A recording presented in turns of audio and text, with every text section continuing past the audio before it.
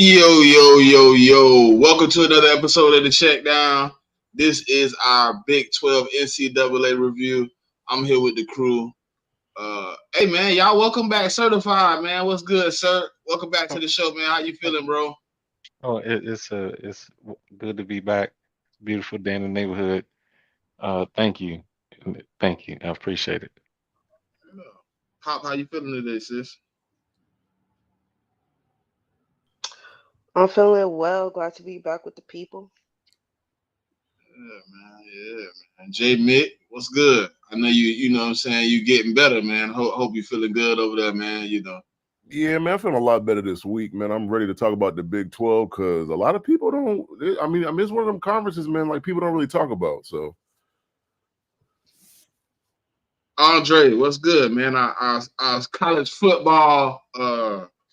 I don't even know what to call you, man. Professor, you know what I'm saying? What's good, Savant. man?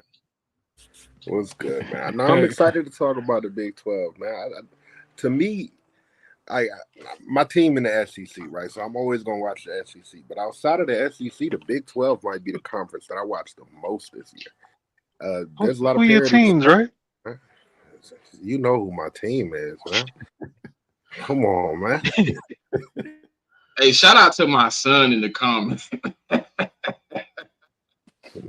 He's spamming the comments. What's up, son? How you doing? Appreciate you for watching.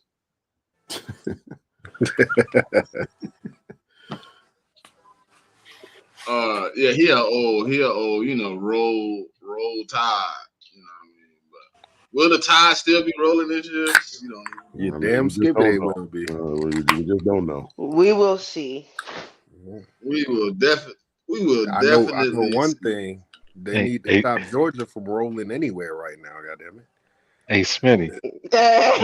I don't Dang. the tide looking a little low right now, brother. I don't know, man. I don't know. We gotta see. You We want to gotta talk see. about my team, but I mean, when's the last time y'all won a natty again? Because I just can't seem to remember. Hey, when's the last time you went a month without somebody getting popped for speeding? Does that bother me? Is that supposed to bother me or something? Like that Yeah, don't man. bother me It at all. should. It Why? should, but So y'all got like a drag racing culture in Athens or something, like what's going on? the No, I reason, mean, and we got young dudes on the team that like the speed, like just like everybody Jamie, else. the reason it Mm. should bother you You is say that, because Jamie, but more often than not, we're hearing about Georgia players Yeah. in the media. So I mean, Mm. I'm So gonna so Mick, you saying it's not the cocaine, it's just they just like to drive fast. so I'm That's gonna what ask you're you a saying. question, right? I mean, have any of y'all ever been to Athens before? I've been Yes. through. There's not a fucking thing in Athens, Georgia, bro. Like No, there they It need really, to. ain't, it ain't. I there think they really got like isn't one nothing. McDonald's. I mean, hey, but nothing. Jamie, I mean, except for UGA, that's pretty much all that's there. you know why you should be worried about it on a serious note? Because I don't know if you read what happened in that latest incident that y'all had. You damn near lost. Well, a kid almost lost his life, and that's probably the best commit you've ever gotten at the position that he plays. That corner, he almost lost his life behind some stupid shit. I mean, It's but bigger that's than football, but yeah, you should be worried about that. Since I'm just a not. I'm coach and just one of not. your players was killed in that incident involving Jalen Carter, you've had 24 more incidents of reckless driving and speeding. I That's mean, a that's problem. great. I mean, that's great and all, but I could point to any school, and like a top tier school and say like, hey, they've had all. We ain't the only school where niggas get arrested, and I mean the reason I No, ain't but worried about it, and the reason really I ain't worried about it, because when I was their age, I was literally doing the same shit. So that's why I'm not as worried about it as what I mean. Like most people want to be worried about it. J-Mick, y'all had people in Athens the day before that happened talking to them kids about the dangers of speeding and why they shouldn't be speeding. And the next day, two of them get popped speeding, and I mean, one let of me them ask is you a supposed to question. be a Like, have you leader. ever tried to talk to a 19 to 20-year-old kid and tell him not to do something? One of those kids is Yeah. supposed to be the That shit leader of don't your work out, football. bro. I'm being real with you. Like when you're that age and someone older than you try to tell you not to do something, that's not gonna stop you from doing what you want to do. Like that's It what them might make dudes you want to want do it a to do. little bit more, shit, to be honest That's with what you. I'm saying. So that's why I mean, like they're gonna have to learn that shit one by one on their own. Like I can't be worried about 19, 20-year-old kids, drag race. I mean, I don't know, Mick, I because hate to when say it like Teresa this. said, "If you bring a baby into this house, I'm gonna break your right arm," I ain't bring no babies in our house, dog. You know what I'm saying? Yeah, but like that's when you still living with your mom or your auntie or your grandmother. But when you go off to college and you don't, like your parent or the person that's responsible for you is not there, like I mean, you're gonna do what you're gonna do. That's why I say I ain't really too concerned about it because, like, I mean, like every dude on the UGA team is freaking out drag racing. Like, it's a few of these dudes. That's what I'm saying. Like 24 incidents is more than a few, J-Mick. I mean, 24 incidents in what, like 5 years? No, in 18 months. I mean, I'm just A not. 2 year I'm just not span. gonna be worried. I'm just not gonna be worried. A year and a half, not even 2. I mean, I'm not gonna be worried about it because these are 18, 19-year-old kids. Like they're gonna fuck up, and so there's nothing. I mean, you could be concerned about it if you want to, but they're gonna do what they're gonna do. Now, I mean, like what I am concerned about is the coach, and if they get caught doing that, then they gotta miss games. That's all. But I mean, but you're not gonna stop them from doing what they really want to do. That's something I learned a long time ago. I'm glad you said that. I'm looking at Kirby, and I want to see how Kirby's going to handle this situation. We should know some more about that next Tuesday is when media days start. The SEC media days start. They're going to ask Kirby about that. I mean, Oh, you know what Kirby gonna do? I'm interested in his response because of what Gundy. Like, I don't know if y'all watched the Big 12 media days.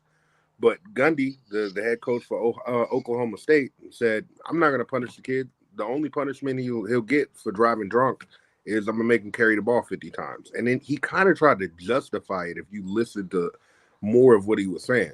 Which, me personally, if I was a parent, I would be worried about sending my son to go play for a man like that.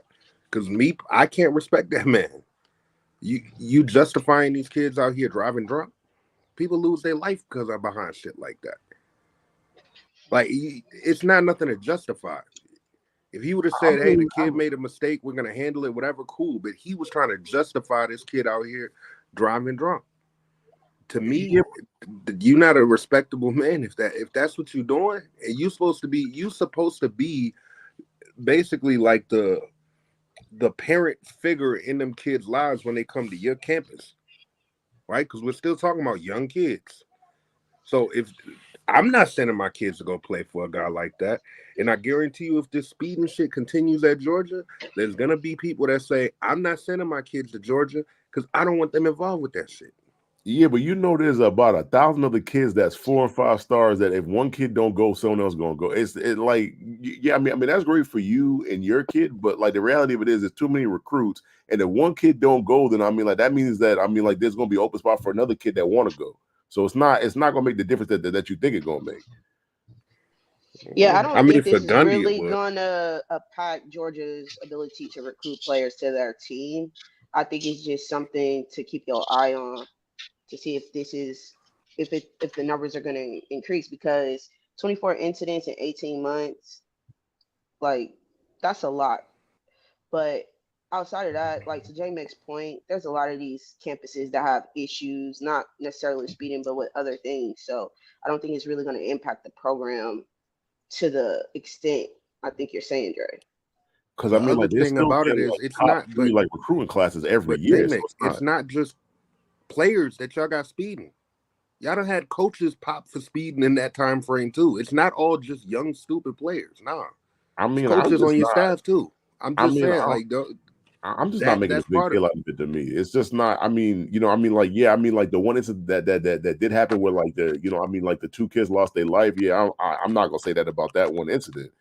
But I'm just saying, like, that's just like, I hate to say it, but a lot of young people, bro, when they drive on the street, they speeding, bro. That's just what I mean, like, I'm older now. I don't do that shit now because I know better. But like when you 18 to 20, like, I mean, and I'm not just saying the drag race shit. Like, you do a lot of dumb shit when you look back on your life. You be like, damn, like, I really got away with doing that dumb shit. Because I was 18, 20. I mean, because when you're that age, I mean, like, you feel like you feel like you're Batman or Superman. Like, I mean, you could do whatever and nothing gonna happen to you. And I mean, that's not a good way to look at life, but that's just the typical of an 18 to 19 to 20-year-old kid. That's what they do. Hey, and so why is it not happening to that level at any other school? Because everybody's dealing with the same age. It's not just drag racing though. Like, I mean, like, but that's what we're talking about. We're talking about your school getting popped 24 times in 18 months Well, I mean, due what to we're talking about is traffic-related arrested, incidents. like, you know, I mean, like, so I mean, I could point to your school has gotten people arrested before. I could point to Ohio State. I could point to USC. I'm not saying that people don't get arrested, but it's the multitude. It's the multitude of kids that are getting arrested, not just kids, but also coaches. Yeah, but I mean, like, I can point to the times in where a short time frame after somebody got passed away. So I think what Dre is saying is we're starting to enter Urban Meyer's Florida type level dysfunction with all of these arrests and shit. I mean, I'm not even denying that, because like they've had a lot of arrests. I mean, like, I'm just like Urban did at Ohio State and Florida. Like, I'm not denying that at all. Yeah, they've had a lot, but I'm just saying, like, from a program perspective, it's not affecting the program because the parents are still sending their kids there because we put a lot of kids into the NFL. And let's just face it, like, this shit is a business now. Like, this, I mean, like when they go to schools like Georgia and Florida State and Bama and LSU and USC and Ohio State and Michigan, like, they're going there to go to the league. Like, and so that's why I say, like, I mean, from a parent perspective, like, parents are still going to send their kids there. Like, I don't think that's going to change. But I do agree. I mean, like, like, there's something that I mean, like, the coach and like the and the school itself got to kind of slow that down. And I'm not trying to make no excuses for it, but it's just something that they're gonna have to get a like a hold of or whatever. So, but what? How? Because I was watching a show the other day where somebody that knows a lot more about college football and a lot more tapped into college football than I am.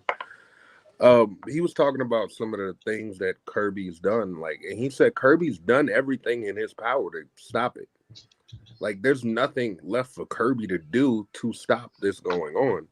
He pointed towards your players and said it's time for the players in the program to hold these other players accountable, to be the leaders that you need them to be, because it's not affecting the play on the field, but it's definitely affecting the locker room, and you need those players to step up and be those leaders.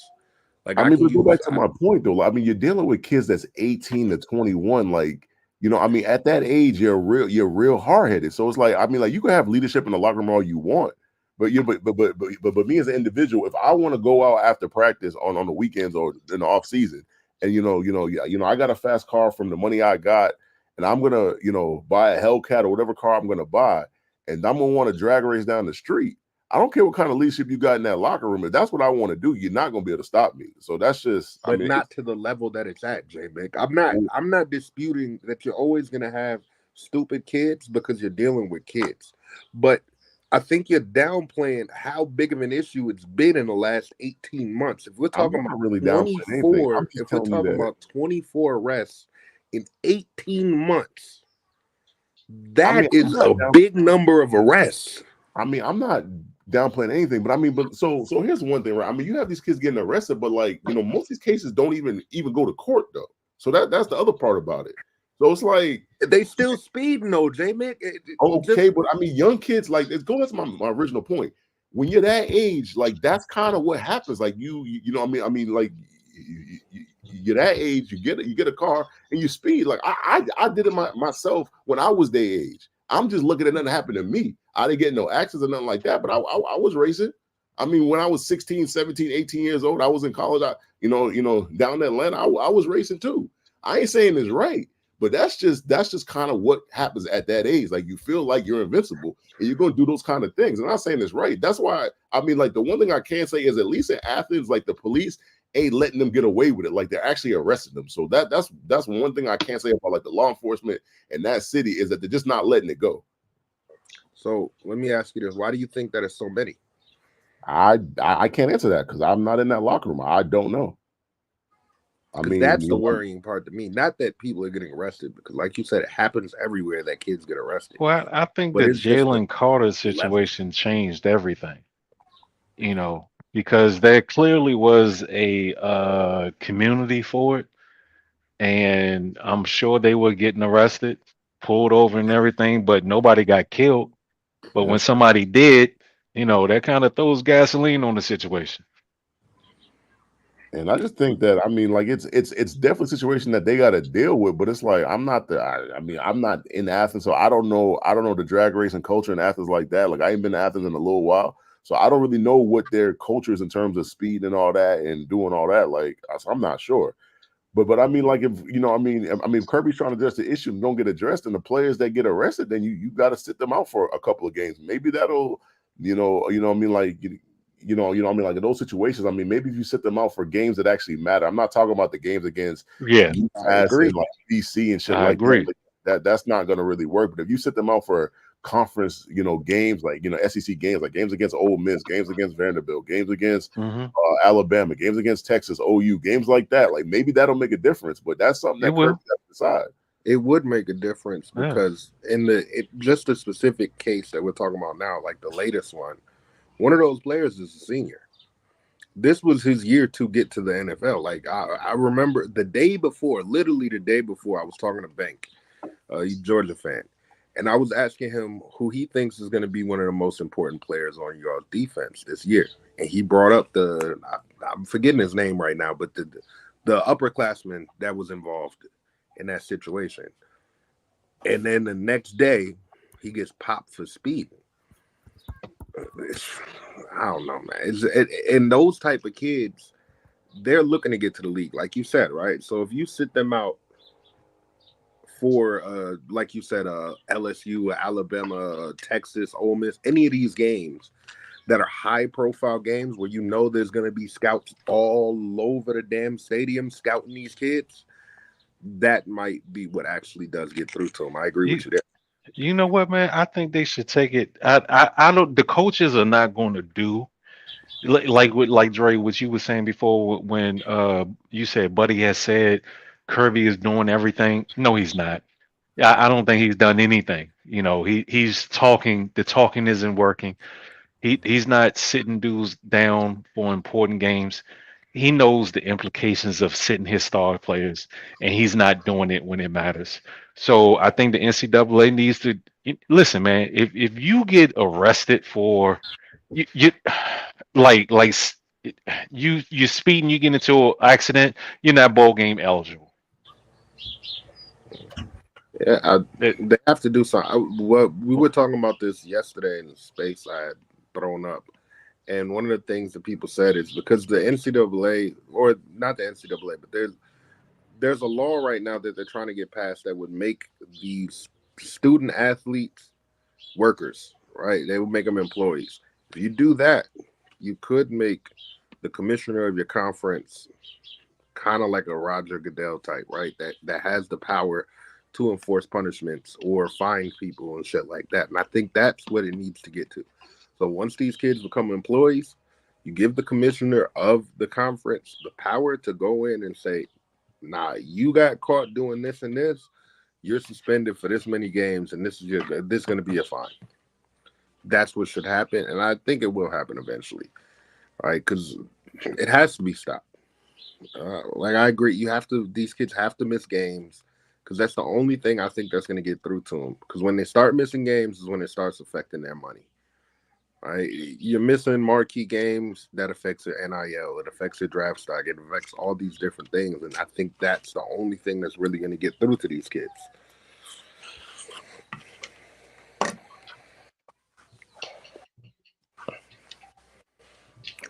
My fault. I ain't try to take us off on a tangent, but I thought that was because it was it's so recent and a lot of people have been talking about it. Sometimes you need good conversation, man. All right, so our first team of the day, the team I think is gonna win the Big 12. Me personally, I'm going with UCF, man. I like the transfers they got in KJ Jefferson from Arkansas. They got Javaris Johnson from Auburn. They also got their senior receiver in Kobe Hudson. They brought in a transfer right tackle. Also, he came from Western Kentucky. I think he was like really highly talented right tackle. I think this team right here, like moving over to the Big 12, I think they have an offense that could perform this year. I think their biggest question is probably all the transfers they got coming in on defense. But I think they could, I think they got what was it? I think it's six starters that transferred in on the defense starting this year. That's probably their biggest issue coming in. They're gonna have to see how those guys acclimate to the defense. But I mean, they didn't get like a bunch of like Rudy Poos. I mean, they got a DN out of Miami. I don't know how to say his first name, but his last name is Kelly. They got a linebacker from Vanderbilt. You talking about Nigel Kelly? Yeah, Nigel Kelly. They got him from Miami. They got Ethan Barr from Vanderbilt. They brought in Josiah Pierce, linebacker, Texas Tech, and he been to Florida. I didn't like that because he had been to two teams. I thought that was a little shaky. I mean, that's just the landscape of college football, man. I mean, like, you're gonna see a lot of these players that don't play for 2 or 3 teams, though. They got Traquan Fegans of USC Alabama. He transferred in also. So I think they got a pretty talented team going into the Big 12, man. What y'all feel about UCF? And I mean, the Big 12 last year, though? They were, but it was their first year in a power conference. They were a group of 5 school before that. And even last year, like UCF, you would see at times they would jump out the leads, but I think they lose them. It's just because it's a different level of play when you get to the Power 5 conferences. They couldn't. How many double-digit leads did they give up last year, Andre? If you know, do you know? I don't know off the top of my head, but it seemed like last year they just couldn't hold on to leads. But I think that should change this year. I mean, you mentioned some of the players. You bring in KJ Jefferson. I think that is the biggest addition for that team. KJ Jefferson, if he can stay healthy, should have a really good season for UCF. I'm not comparing him as far as skill set to this guy, but Gus Malzahn has only had one other quarterback that had this kind of body type that KJ Jefferson has, and it was Cam Newton. I think he's going to be able to get the best out of KJ Jefferson. Like I said, he has to stay healthy, though, because he has that running style. Like, he puts his body in the harm's way a lot. You would think because it's so big that it shouldn't affect him as much as it does, but he's had to deal with injuries. That was his problem in Arkansas. So we'll see how that works out for them. But, I like the stable of running backs they got. The receiver, you already brought him up, Kobe Hudson. I think that they have some other guys that they brought in that could be contributors for that team too. And I mean, UCF, they've been a team that's been good. They just weren't at the Power 5 level yet, right? But I think going into year 2 of being in the Big 12, I think you will see them take a jump. I have to look. I think they even held on to all of their coaches too. No, they didn't. They only held on to the head coach. So they're bringing in a new offensive coordinator and new defensive coordinator. So we'll see how that works out. But, yeah, man, I got high hopes for UCF. I think they're one of the teams that could contend for the Big 12 championship. I have them in the Big 12 championship. But there's also plenty of teams in this conference that could end up being in that game. It's just, this is probably the most evenly matched conference outside of one team that we're going to speak about out of all the conferences in college football this year. I mean, for me, like, I'm going to say this, like, Central Florida, like, I do like them as a team. I don't think they're going to win the Big 12, though, but I think they're going to be really competitive. Like, I got 2 other teams that I think are going to compete better than them. And I mean, we'll talk about those 2 teams later. You pretty much went over the players. And I mean, like, the coaching is, Gus, and the thing about Gus for me is, like, being a fan of the SEC, like, I'm familiar with Gus, and so I mean, he's capable of like coaching guys up, and then I do like their roster, but for me, like I said, there's just 2 other teams that I like more, and I just think that like those other 2 teams are going to be better, but I'm interested to kind of see what they do this year in the conference, because last year was kind of like a test run for them. It was their first year in a Power 5 conference. So I mean, like, now they should be kind of used to that. So, and the conference, in terms of being like, I don't want to say the conference is weak, because I don't think it's weak, but I think last year with Texas and OU, like, it was top heavy. And I think with OU and Texas leaving, and then you have like Arizona State coming in, Arizona coming in, Utah coming in, Colorado coming in, like it levels off the conference. So it's not so much top heavy, but you have good good depth in the conference. So I definitely think UCF is going to be one of the better teams in the conference. Yeah, I agree with the point that you just made, J Mick. And I just want to touch on KJ Jefferson. He's a player I obviously watch with him being at Arkansas. And to Dre's point, he's a capable quarterback, but last year was a down year for him. He only had like 2,100 yards, 19 touchdowns, 8 interceptions. I think a lot of that was just due to injuries and um, other things that was going on with Arkansas at the skill positions. But I think with him moving to UCF, we'll see him jump, his numbers jump back to 2,600, 24 touchdowns, 5 interceptions, which was his 2022 season with Arkansas. Um, I like his physicality. I like the way he passes the ball. He his deep ball to me needs a little bit more touch on it, but overall, I think he's a competent quarterback. And with him being at UCF and them being in the Big 12, I think this will be a really competitive team in that division.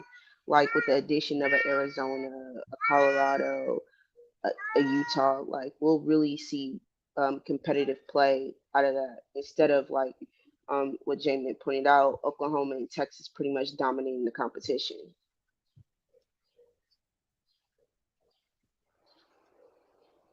Certified?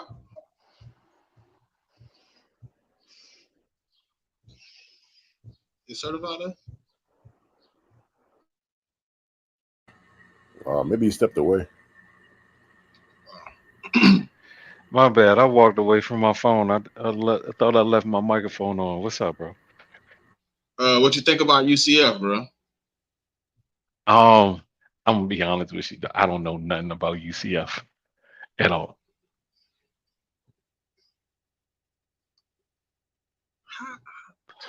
I guess. I mean, they've been up and coming though, man. You got to keep your eye out. I mean, I know about them. I'm familiar with them. You know what I'm saying, because of the proximity, but not enough to like go into detail. Um, I just think that they are a middle of the pack. They are middle of the pack of the mid tier programs. So I'll give you a I fun mean, fact about UCF. UCF has one of the biggest alumni bases in America. They have one of the biggest campuses in America. And within the next 10 years, they're actually supposed to have the biggest alumni base in all of America. So that's when things get interesting because, I mean, if you have the biggest alumni base, you don't necessarily have to have those billionaires on your side. If you're getting consistent money from your alumni base, right? So they should be able to become real players as far as recruiting goes. I'm interested to see if it'll happen, but I think that there's an opportunity for them to become players as far as recruiting goes. I don't know, man. Uh, Miami always fuck up the recruiting. They're like the Cowboys. They razzle and dazzle just to piss down their legs. So they always throw it off a little bit. everybody high, everybody high on Miami, but maybe they should be in the Big They 12. always Howard, bruh. When the last time Miami hasn't had a top 5 recruiting class? It's been a Exactly. while. They usually always have a pretty good recruiting class. They always have a good recruiting class and they don't do nothing. No fucking tropical storms, man. Yeah, but they didn't have good coaching. Like the coaching has been a problem for them. Like you said, they've had the talent. And I think when you look at UCF, I mean, Gus Malzahn is a talented football coach. Like, I know I he do had like Cam Gus. I Newton. like Gus for real. I Like, know he should had. I trust you if you can't even pick your coach right? Well, I mean, I don't. I think Cristobal First of all, we have to see what it looks like this year, but at some point you do have to learn from your Bro, you mistakes. want to see more? I'm saying you got to learn from your mistakes eventually. But the thing about Gus, though, when you look at him, I know you had Cam Newton as a starting quarterback, but nobody else from that team went to the NFL. Nobody. He was the only NFL player on that whole team. Think about that. Like, Gus Malzahn is a good football coach, man. I mean, he's definitely a good football coach, but the thing is, you also got to remember, like, what happened to him at his last stop. Like, I mean, for me, he's a great recruiter. Like, he can recruit the talent. I mean, for me, it's just kind of keeping like the train on the tracks. That's what it is for me. And I'm not saying that he's like, I mean, the coach down in Miami. I don't think he's nothing like that coach. But that's kind of what he had a problem with, I mean, like at his last stop. So, I mean, but I don't really have any mistrust in him. Like I've got more mistrust in, like the dude in Miami. Like that dude is the dude I don't trust. I don't trust him for anything. So I think they listen with the transfers that I seen. Looking at what I seen, right? I think obviously KJ Jefferson in the SEC last year was not impressive. It wasn't high off the charts, but I think with him going to the Big 12, a fresh start with some talented players around him, man, and it won't be to me. I think UCF is way less dysfunctional than Arkansas. I think it's gonna be a fun start for KJ Jefferson, man, to get, he got. I think the guys they brought in with him in the transfer portal plus what they already had at UCF is gonna be a good turnaround for him, man. I think they're gonna have an opportunity to if not win it, they're gonna be somewhere in that top 3 fighting for it. I mean, for me about KJ is like, I mean, KJ will give you like the crazy splash plays, but for me, with KJ is, can he make the regular plays like that? That's what it was always for me. So, but I guess we got to wait and see. Facts. All right, so the next team on the list today is Utah, the Utes. I think this team right here for me was interesting because they're pretty much returning everybody from last year. Like they only lost a couple guys off of this team. Pretty much everybody else is coming in has pretty much been here. They've been together. I think the camaraderie of this team might push them. I don't know about the quarterback though, Cam Rising. I like him a little bit. You know what I'm saying? In the few games I did watch last year, seeing Cam play, he was decent, but I don't know, man. I just don't know. It's a big question mark. But they did bring in Dorian Singer from USC, transfer wide receiver. I think he could be here to have a pretty decent season in his offense. What y'all think about Utah? I mean, Utah, low key, I don't think he gets enough love, but Kyle Whittingham is a top 10 coach in college football. If you go look at his resume, agreed. He's been at Utah for 19 years. In 19 years, he's had 2 losing seasons. Man, it don't seem like he's been there that long. Yeah. I felt like it was more like 10, 11 years, not 19. Not 19, and he's had 2 losing seasons in 19 years. Like that guy he's a good coach, and they dealt with the injuries last year. Like, I mean, Cam Rising, he's a 7th-year player. He should be good, right? He was good last time. I hope so. I mean, he's literally been there for 6, 7 years. Like, he's not even joking. Like, that's literally true. I know, bro, and that's J Mick. That's kind of why I was like, when I look at him, I'm just like, did he develop in 7 years? Like, I mean, he's definitely gotten better. His issue is just he be getting hurt too much. Yeah, I was gonna say he can't stay healthy. That's the problem with him. Like he'll be good, but he'll get knocked out with the injury. But here, to Drake's, to what you said, Smitty, Utah is my favorite to win this conference because they play hard. They play a physical game especially being in the when they were formerly in the Pac-12, they would give USC fits, especially the last 2 years. So this is a team I think is primed and ready to dominate This conference, they have great recruiting classes. They also have talent that they have developed that rise up in the rankings. And I really like Utah to be the favorite to win this conference. I've heard Yeah, that from a lot of different people. I'm not going to certify. I was gonna say pretty much everything Pop said, like I really like what Utah's been doing over the last 4 or 5 years.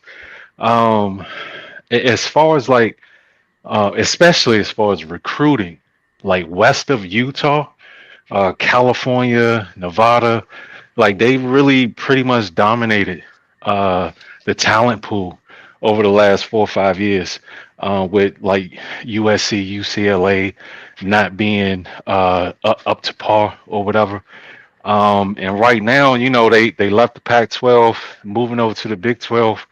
Um, I don't really see them slowing down, man. Like I really like what they doing over there, man. Like um they putting together like a real, I feel like they're about to step into like the big boy table, you Yeah, for know, sure. I think like especially like let's be honest, the at this Pac-12 pace. don't have the shine that the Big 12 get.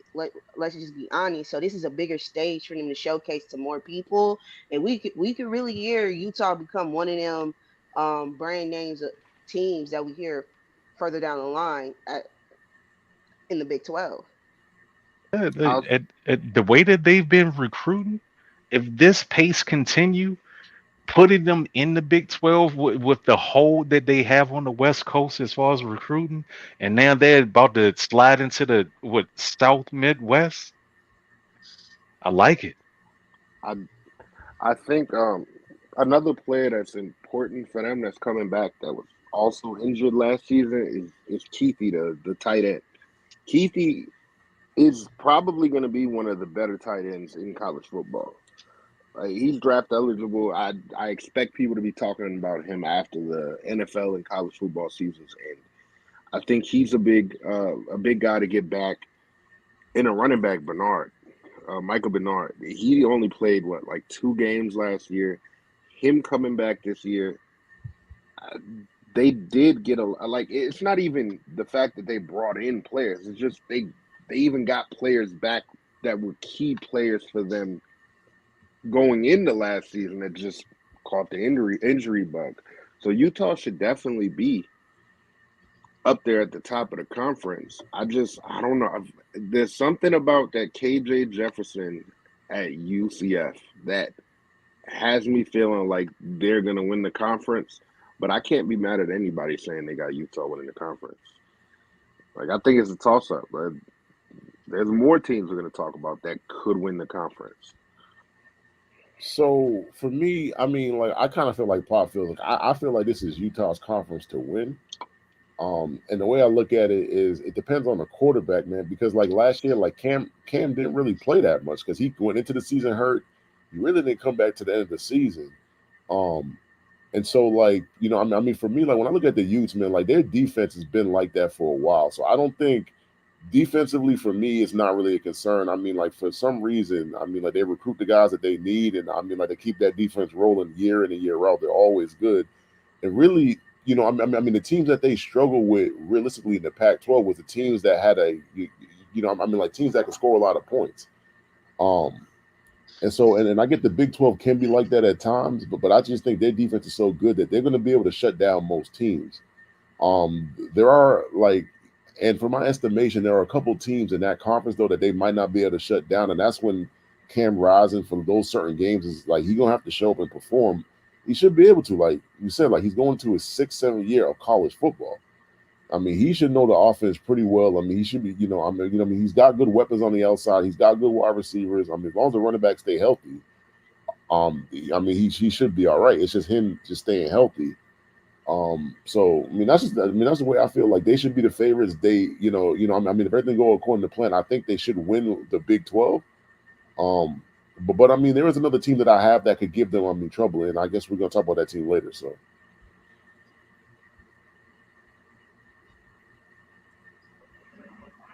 Facts. I agree with you there. I think there's a couple teams that could still give them problems throughout the season. Not necessarily even beat them, but there's gonna be some tough games on their schedule.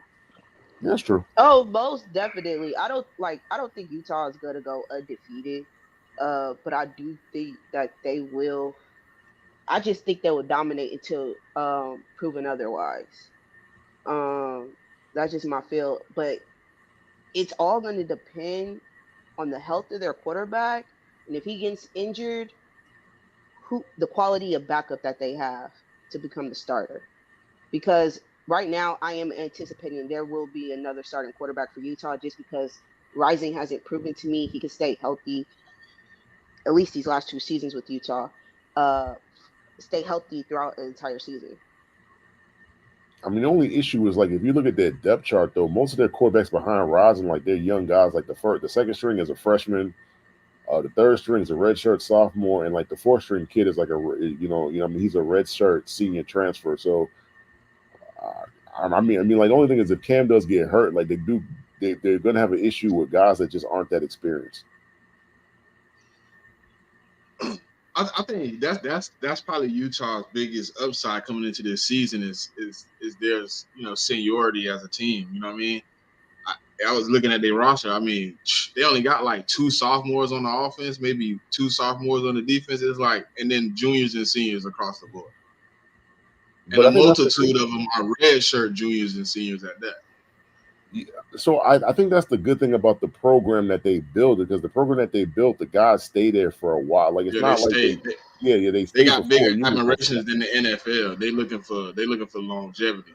Yeah, and I mean, like the guys that did leave from last year, like they, I mean, like they had a good amount of guys go to the league, but those guys, I think, if I can remember, I think those guys were seniors. So yeah, they were seniors, all seniors. Yeah, so I mean, I just think that's the program that they're building, where like the guys they recruit, they just tend to stay there for a while.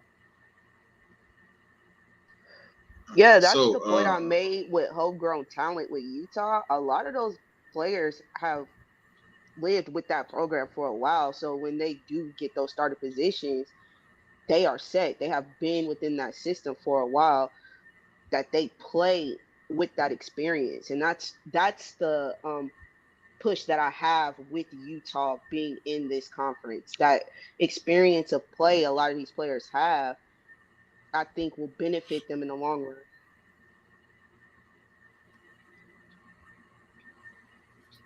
All right, so let's see. The next team we have on the list today, a completely new team for me in my look at the team, the Colorado Buffaloes, man. Outside of 5 guys on the offense, everybody here will be new. All the starters for the offense will be new. You got Travis Hunter, you got Jimmy Horn, Shador, the center, Hank. I don't even know Zelintz, whatever his name is, and then Tyler Brown. Everybody else is new on this team, bro. A lot of transfers. I don't know. He embarking on the second season. I don't know how well the second season is gonna go. You know what I mean?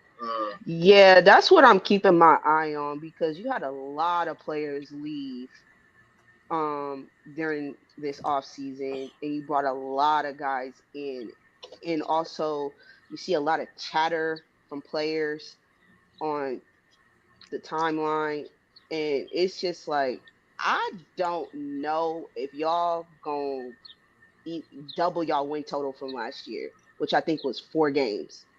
I don't know. Nah, I don't think they win in 8 games this year.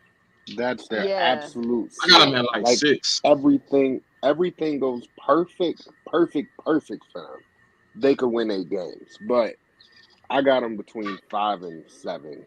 It's like somewhere in that range. That's what I got. Yeah, I got them at about 6. To me, 6 might be the maximum, because I mean, like I get it. Like they hit the portal hard. I mean, they got a lot of transfers, but it's like the only players that played there last year on the offense is the quarterback, 2 of the 3 wide receivers, and 2 of the linemen. 2 linemen. Yep, that's it.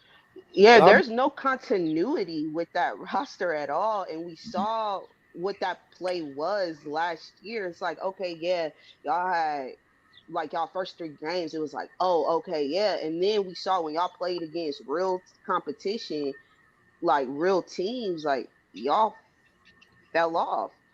Yeah, I'm just worried, man, because like I know they got to play Utah. They're definitely not beating Utah. I think they got to play both Arizona schools. I don't think they can beat either. Arizona school. I think they got to play neither of them. Colorado State, and I'm not sure they could beat Colorado State. To be honest with you, Oh, come on, Jay. I mean they didn't beat You Colorado don't State think last year, so? did they? You don't think they could beat No, Colorado they State? did beat Colorado State, but it was in, I don't remember how many overtimes it was. So So I must be thinking about the Stanford game. That's the game that Colorado they didn't State win. and who was the other one? You said Arizona State. You Yeah, I think think they got to those play two teams? Arizona, and Arizona State. Man, all right, I'll give you Arizona, and I think we're still going to talk about them. I think they're one of the teams we're going to talk about. But Yeah, they are Arizona State is terrible. Arizona State has nothing. I mean, Arizona State was a lot better last year though than they normally are though. Arizona State is terrible. Oh man, I can't get mad at it. If you think Colorado gonna lose to Arizona I mean, but State, we were saying I like, can't see that one. so I mean, let me just I mean, like, so we're doing the par, right? So last year I was a Georgia fan, but like I wanted, the Buffaloes last year to do well, right? I mean, it was, I mean, partly personal, and I mean, like the other part was, I mean, monetary because I took their win total. I mean, over 3.5, I cashed out. I mean, like they win total this year is 4.5. I think it's either 4.5 or 5.5, and I'm just like, shit. I don't like. I just don't know, man. Like when you have this level of people leave the program and new people come in, it's like we said in the beginning, like they have no continuity. Like they really don't. I mean, besides the quarterback, the wide receivers, a couple of linemen, and the head coach. I can't even say the coaching staff because they got a new DC and I believe they got a new OC too. So it's like there's just a lot of moving parts, and then you couple that where you're going into a new conference. With I mean, new team. I mean, some of the teams that were in the Pac-12 are coming with you, but the majority of the conference, is new to you. And so I like I don't know. Like I said in the beginning, the Big 12 to me is not a bad conference. It's just not top heavy. So I just think Colorado. It's really even. It's really even. It's even, and I just Yeah, for sure. and look, and I just think Colorado is going to have some issues, and I mean they might have some issues with some of the lesser teams. They'll have some issues, but the one thing that you have to look at too is the coaches they hired, That's right? true. So, well, Pat Shermer is not technically a new hire because he was an analyst and then he became co-DC like Yeah, but he halfway wasn't through the calling the year plays last year. But this year he is the OC. Now, Pat Shermer is a good offensive coordinator. He's not a good head coach, but calling plays and working with quarterbacks, I think there's 3 or 4 NFL quarterbacks that had their best season under Pat Shermer. I can look that up again and get back to you and tell you exactly who those players are. I know one of them for sure though is Daniel Jones, right? But and I agree with on you in terms of Pat defense, Shermer calling, being an OC. Being an OC, he's fine. It's just he can't be a head coach. That's all. no, but on defense, you bring in Robert Livingston, who he was a safeties coach the last 6 seasons for the Bengals. But I mean, he's over there with Lou, and Lou, I think most people regard as one of the best defensive coordinators in the league, right? Yeah, So I would I put think the him thought in the process, top as a top I think, DC. yes, I think the thought process there is, okay, let me go get a guy that's been working with him. He's been at the college level before, only as a quality control coach on the defense side of the ball, though.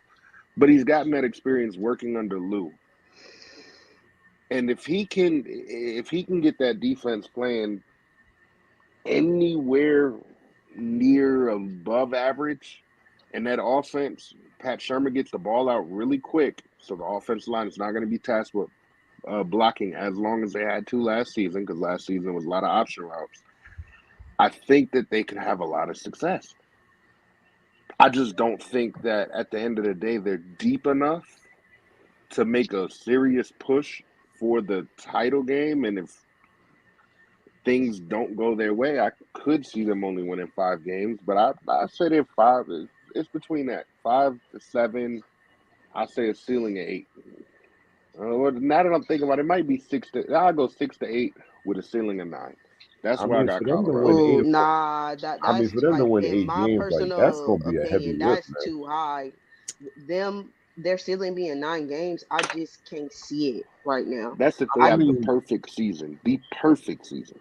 Yeah, like to honest, me, like, their high is 6 games. Like I honestly think they could repeat their last. I think they can win 4 games. I genuinely think they can win 4 games this season. If they win more than that, then that means that at certain positions they've played above what I expect from them currently, and I'll be happy for them to prove me wrong. But I just can't see it. I mean, to be honest, I don't even know they're gonna win their first game of the season. Like they gotta play North Dakota State the first game. I don't even know they're gonna beat them. Beat them, to be honest with you.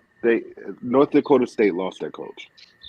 I get that they lost their coach, but like that school got a tradition of being good year in and year out. Like I get they lost their coach, and I mean, like I just think for that to be your first game, well, you know what, the amount of transfers they had, that's not gonna be an easy game for them.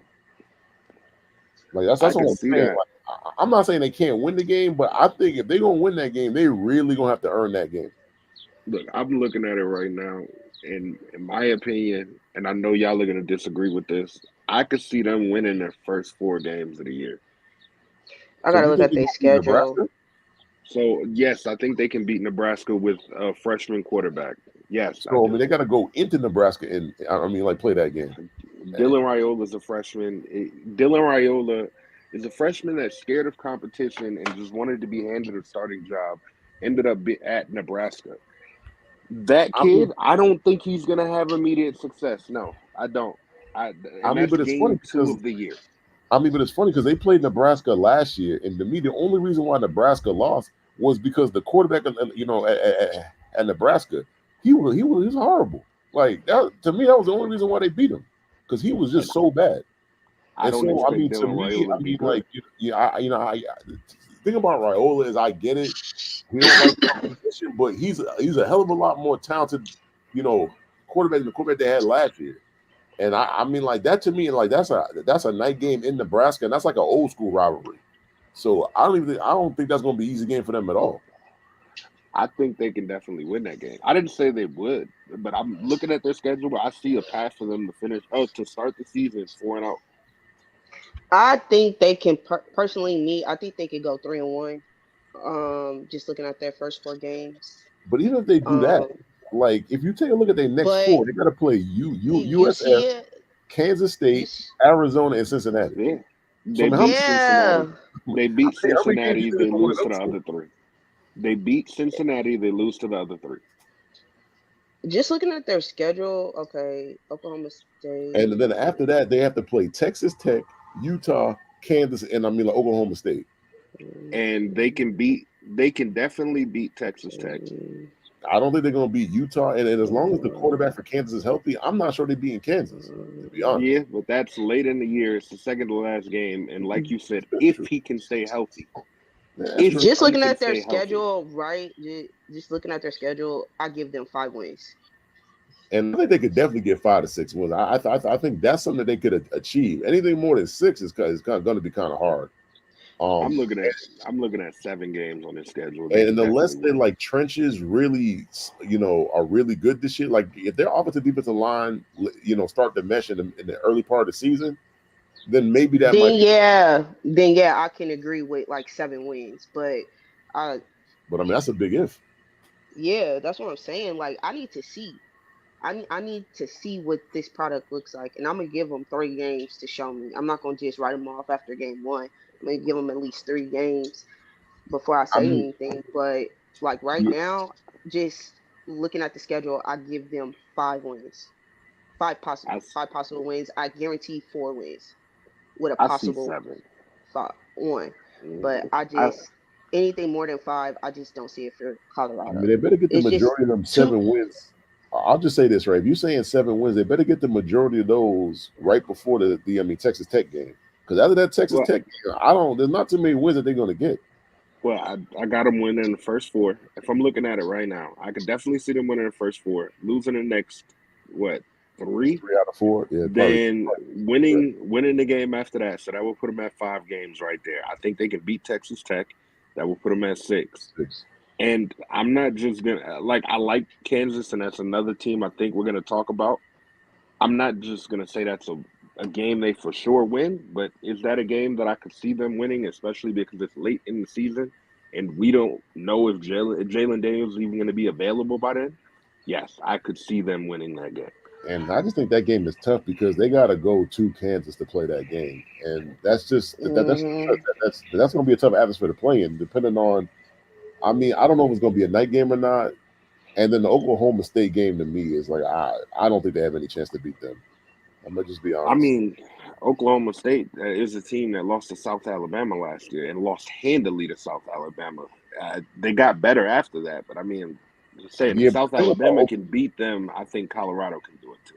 Yeah, but the thing about Okie State, right? So, like, what I like to say about them as a school over the last couple of years is like they tend to start the year off slow, and then I mean, once they get to the mid to late season, like that's when they start turning it on. So that's why I just think that game against Oklahoma, it's good that game's in Colorado, but that's just going to be a hard game for them to win. No, it's definitely going to be a hard game, and that wasn't one of the wins I had for them. But could they win that game for sure? But that's what makes college football fun. I mean, like we're looking at the schedule, and you think they're going to win 7-8 games. We think they're going to win 5 or 6, and we just got to wait and see. No, for sure.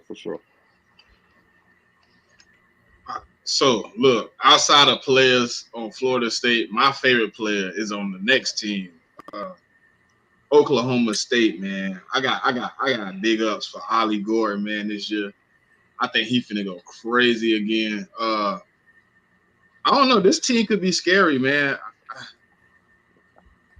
I don't know, man. Allen Bowman to me should have a bounce back. You know, he should have a bounce back season and be able to, capitalize on, growth from last year with this team. I think this is another team to look out for in the Big 12, man. I don't know how other people feel, but I've seen some people say they believe this team could win the division this year. But Bowman got to definitely turn the interceptions down and turn the touchdowns up, because 15 touchdowns to 14 interceptions is what I think he had last year. That's definitely not going to cut it out. Yeah, I mean, like last year, like I just think they had a wide receiver problem. Like it's just to me, the games I've seen, they were only throwing the ball to Presley, like the guy that like the slot guy. Like the other two guys weren't really contributing that much to the offense in terms of the passing game. And so, like, they're gonna Presley's a stud in the slot, man. Like the bad thing about it, Mick, they got the same guys coming right back. Yeah, that's what I'm saying. Like they got that. That's kind of what this school is too. Like Gundy. Hold on. But Rashad Owens I had to make sure to go look before I said it. But Rashad Owens definitely contributed last year. He almost had 900 yards receiving and 5 tutties. Yeah, but the games I was watching, that is production. I mean, I'm not saying that it's not. I didn't watch all their games, but the games I did watch, the main guy that was getting the ball was Presley. The games, the 3 or 4 games I seen last year.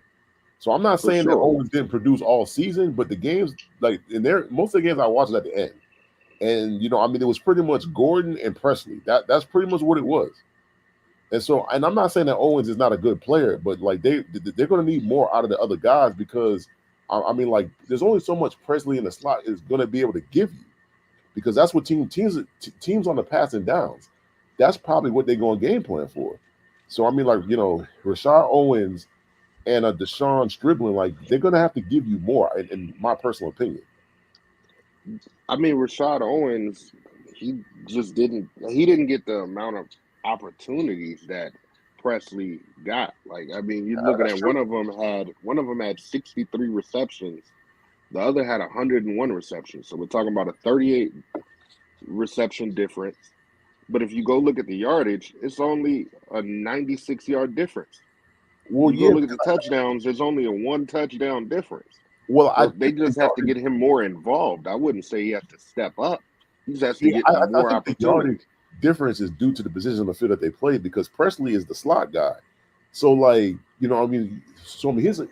so I don't know his average yard per catch off the top of my head, but I would assume that Rashad Owens' yards per catch is a lot higher than Presley, because Presley plays in the slot. 14-2. It's 14-2 to 9.8. Yeah, so like Owens is he's more of like the down the field, guy, versus Presley is the guy that moved the chains. So that's all I'm saying. Is just like, like from Owens, I just think like maybe it's me, because I think he's capable of like more. Like, and so that's what I'm saying. Like, I just think he's capable of having a better season than he had last year, and I think they're going to need that if they want to go with some people think they could go. I mean, that he's definitely. I mean, I think if they can get him more involved, I just want to. I am interested to see as far as Brennan goes, what Brennan does this year. But I think they're still going to be mainly reliant on Ollie Gordon. Oh yeah, Like that's going to be their main. That's going to be their main guy anyway. Ollie Gordon is one of the top running backs in college football. The guy was the Doak winner, the Doak Walker winner last year. He's coming back this year. And if he has another great season, we're talking about a guy that's probably going, first or second round?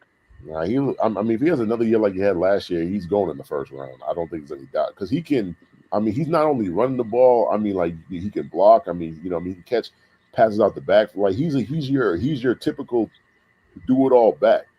So I think if he has a year similar to last year, I think he's going in the first round. I mean, like, there are talks that he's going to be in, like, I want to say he's in, like, the pre-Heisman, like, for the preseason. Like, I mean, like, he's one of those guys that's in, like, I think the top 10 for the Heisman right now. And I mean, think so, yeah. And he's capable of that. Like, he's that good. And the amount of numbers that he could put up, like, it's not out the question that he could win the Heisman. Like, that's not even crazy. Nah, he can definitely win it. I think if they can get Owens more involved, maybe scale back just a little bit on the touches for Ollie Gordon, right? He's still going to be their main guy, but get Owens more involved. Do I think they can have a good season? Yes. They should have a good season. They're returning 21 of 22 starters from last year. And outside of that, they're returning a lot of depth on that team. Like, they didn't have a lot of people leave. So if I'm looking at a team like that, that should be a team that's primed to hit the ground running. But if that quarterback, if he doesn't get better, like, I just don't see them having a great year. If I'm not mistaken, early last year, they played multiple quarterbacks because they didn't really have the option. Now, Brennan eventually became the lone starter, but I don't know. I mean, they got to the conference championship game last year, which is the interesting thing, even with his play not being up to par. I just don't see them being able to repeat that this year. Yeah, but I think that had a lot to do with OU. I think, like, OU should have been in that game, and they kind of fumbled the bag going down the stretch. But that's not, the Cowboys. The Cowboys can only control what you can control, so that's not really their issue. My issue, it's not even offensively. My issue with the team is defensively, because, like, when they played Texas, they just couldn't stop Texas at all. Like, whatsoever, they couldn't stop Texas running the ball. They couldn't stop passing it. And like, I get it, like, Texas last year was a wagon on offense, so that's cool. But, like, their defense is returning a lot of starters, and their defense, I'm not saying it got to be the best part of their team, but, like, their defense has to be able to get stops. I mean, like, I'm looking at their schedule. I mean, there's certain teams that they should beat. Shouldn't really be too much of an issue, but, like, I mean, when they come against the better teams in that conference, that defense is gonna at least have to get a couple stops here and there. But the defense should be able to be better this year because, I mean, the defensive coordinator is going into year 2. So with you bringing back 85% of your production as a team, your defensive coordinator going into year 2 should be able to get that defense playing at a better level than they played at last year. We just have to see it work out or not. And I mean that, and then I'm looking at their schedule. Their schedule really isn't that difficult, to be honest. I mean, like, they got to play Utah, they got to play Kansas State, they got to play Colorado at the end of the year. But other than that, like, I mean, they got to play Arkansas, who's in the SEC. But nobody really, I mean, like, there's not a lot of people that think that Arkansas is going to be that great this year. So it's like that's going to be a tough game for Oklahoma State. Arkansas might not be a good team in the SEC, but if you put Arkansas in the Big 12, they would be contending for the Big 12 championship. That's true. I'm not going to argue with that. But I'm just saying, even the rest of the schedule, I mean, they got to play Tulsa, they got to play West Virginia, BYU, Baylor, Arizona State, TCU, Texas Tech, and Colorado. Like, they don't have to play Arizona. They avoid having to play them. And so, I mean, there's certain schools in the Big 12, like they don't got to play Kansas either. Like there's certain schools in the Big 12 that they don't have to play. So that's what I'm saying when I say it, like in terms of it being easier to me, like it's definitely like a lot easier than like some of the other team schedules. Yeah, definitely. I think Oklahoma State can compete. And to your point, J Mick, is because they don't really have a difficult schedule to me. And if they can get competent quarterback play and Ali Gordon does what he does, I think Oklahoma State can really shake things. I mean, they can find themselves in the Big 12. I mean, championship game again. I don't think that's that far fetched to say that. Definitely, this is one of the teams I think is competing for that.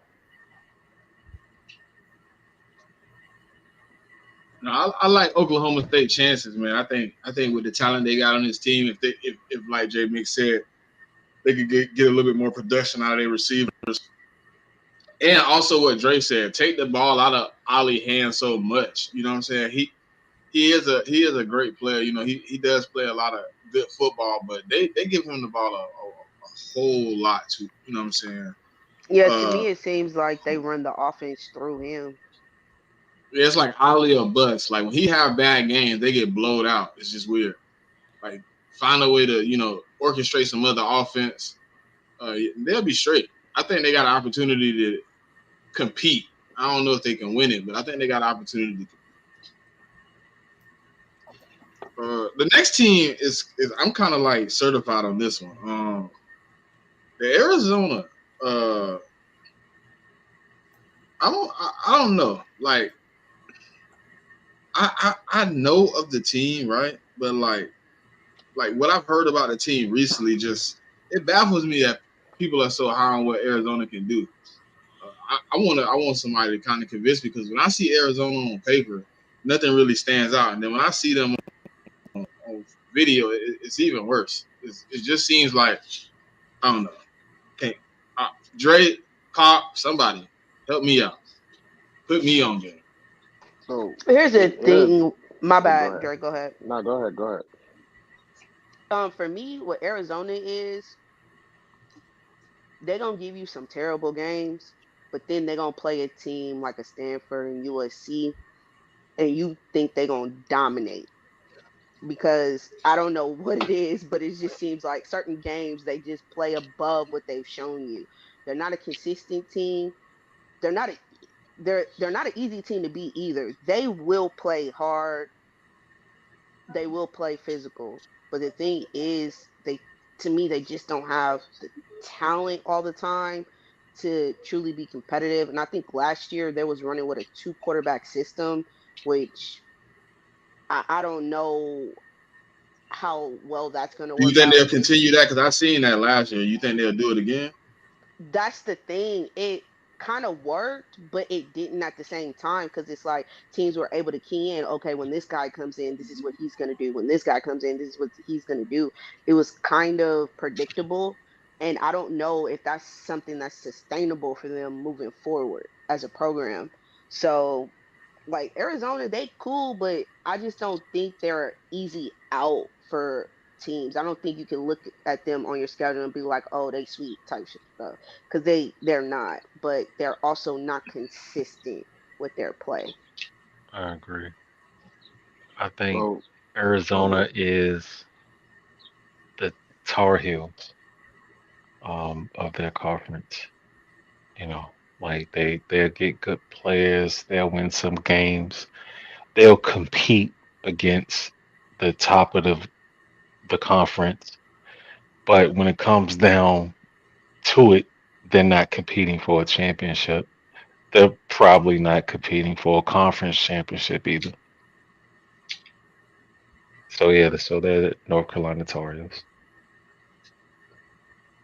So I think what happened last year was they started out the season with Delora at quarterback, but I mean Noah Fafita hit the scene. Like Noah Fafita is the unquestioned starter at Arizona this year.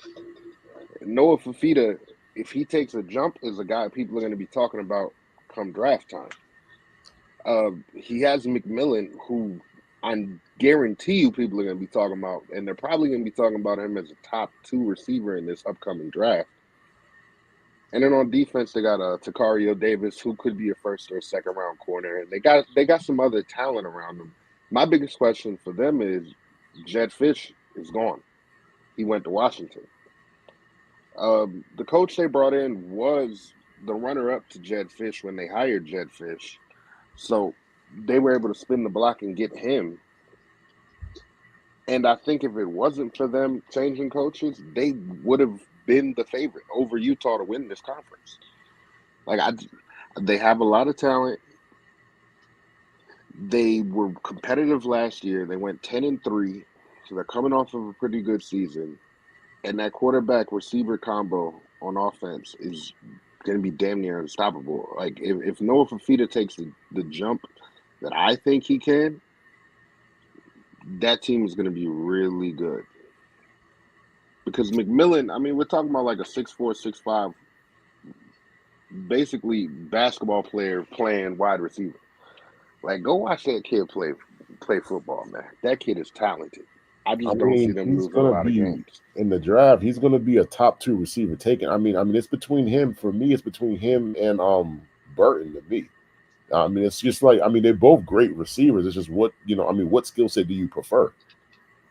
But yeah, I mean, for me, like, this is the other school in this conference that I'm real high on. Like, I'm high on Utah and I'm high on Arizona. I mean, like, and I just think the quarterback Noah, like, I just feel like he's gonna be, he's gonna be like a much better option than like the options they had last year. And like the thing about McMillan is like I just don't know in the Big 12, I don't know how many corners are going to be able to stop him. To be honest, like that's just real talk. Like I can't like there's not a lot of corners in that conference, or I mean not even just the conference, but I mean maybe in the nation that will just be able to shut him down one-on-one. Like I don't know too many guys that's able to do that. And so like I'm just really high on Arizona. I mean because the quarterback I think he's I think he has the potential to be a really good quarterback in college football.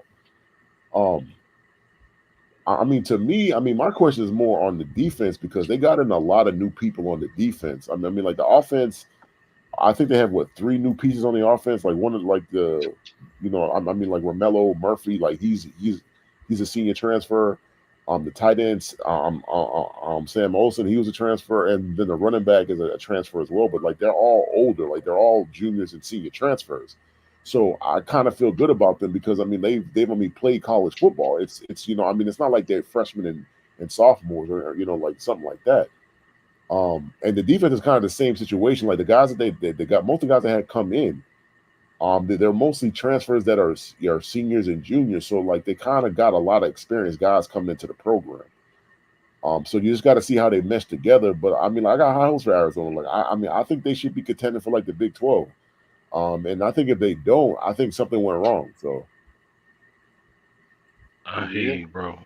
I just gotta see it because from my perspective, man, I feel like Utah is doing what we've expected Arizona to do over like I don't know the last 20 years. You know what I'm saying? Like I feel like Utah is putting themselves in a position to at least step up to the tier 1 programs where Arizona has just been treading water as a top tier 2 program. You know what I'm saying? And what I mean by that is like, okay, like Michigan State is their top, their tier 1 program, but I would say they're towards the bottom. So if you beat them, they're going to mention that. Whether they're good or bad, they'll say, oh, they beat Michigan State. Well, Michigan State isn't good this year. But the fact that they will mention Michigan State, nobody's going to mention you beating Arizona. You know what I'm saying? Like Arizona is like a top tier 2 school where it's like, oh, they're on, I'll watch it. They're probably going to give whoever they're playing a good game. And they've just been stuck there for like 20 years. So it's like I don't know, man. I can't believe in Arizona. You know what I'm saying? It's like when we gonna do this? Shit'll get off the pot, bro. What we doing? I mean, I don't know. I can't even really, to be honest with you, consider them like a tier 2 program. Arizona hasn't. Like, they don't have a track record of being a really So, good team. Dre, let me ask you this: if you saw Arizona, all right, it's late, right? Let's say it's Fresno State, it's Colorado State, is Arizona. Which one of those games are you going to think about watching first? I mean, this year it's going to be Arizona. In Right. years past, it Yeah. would have probably been Fresno State. Okay. All right. All right. All right.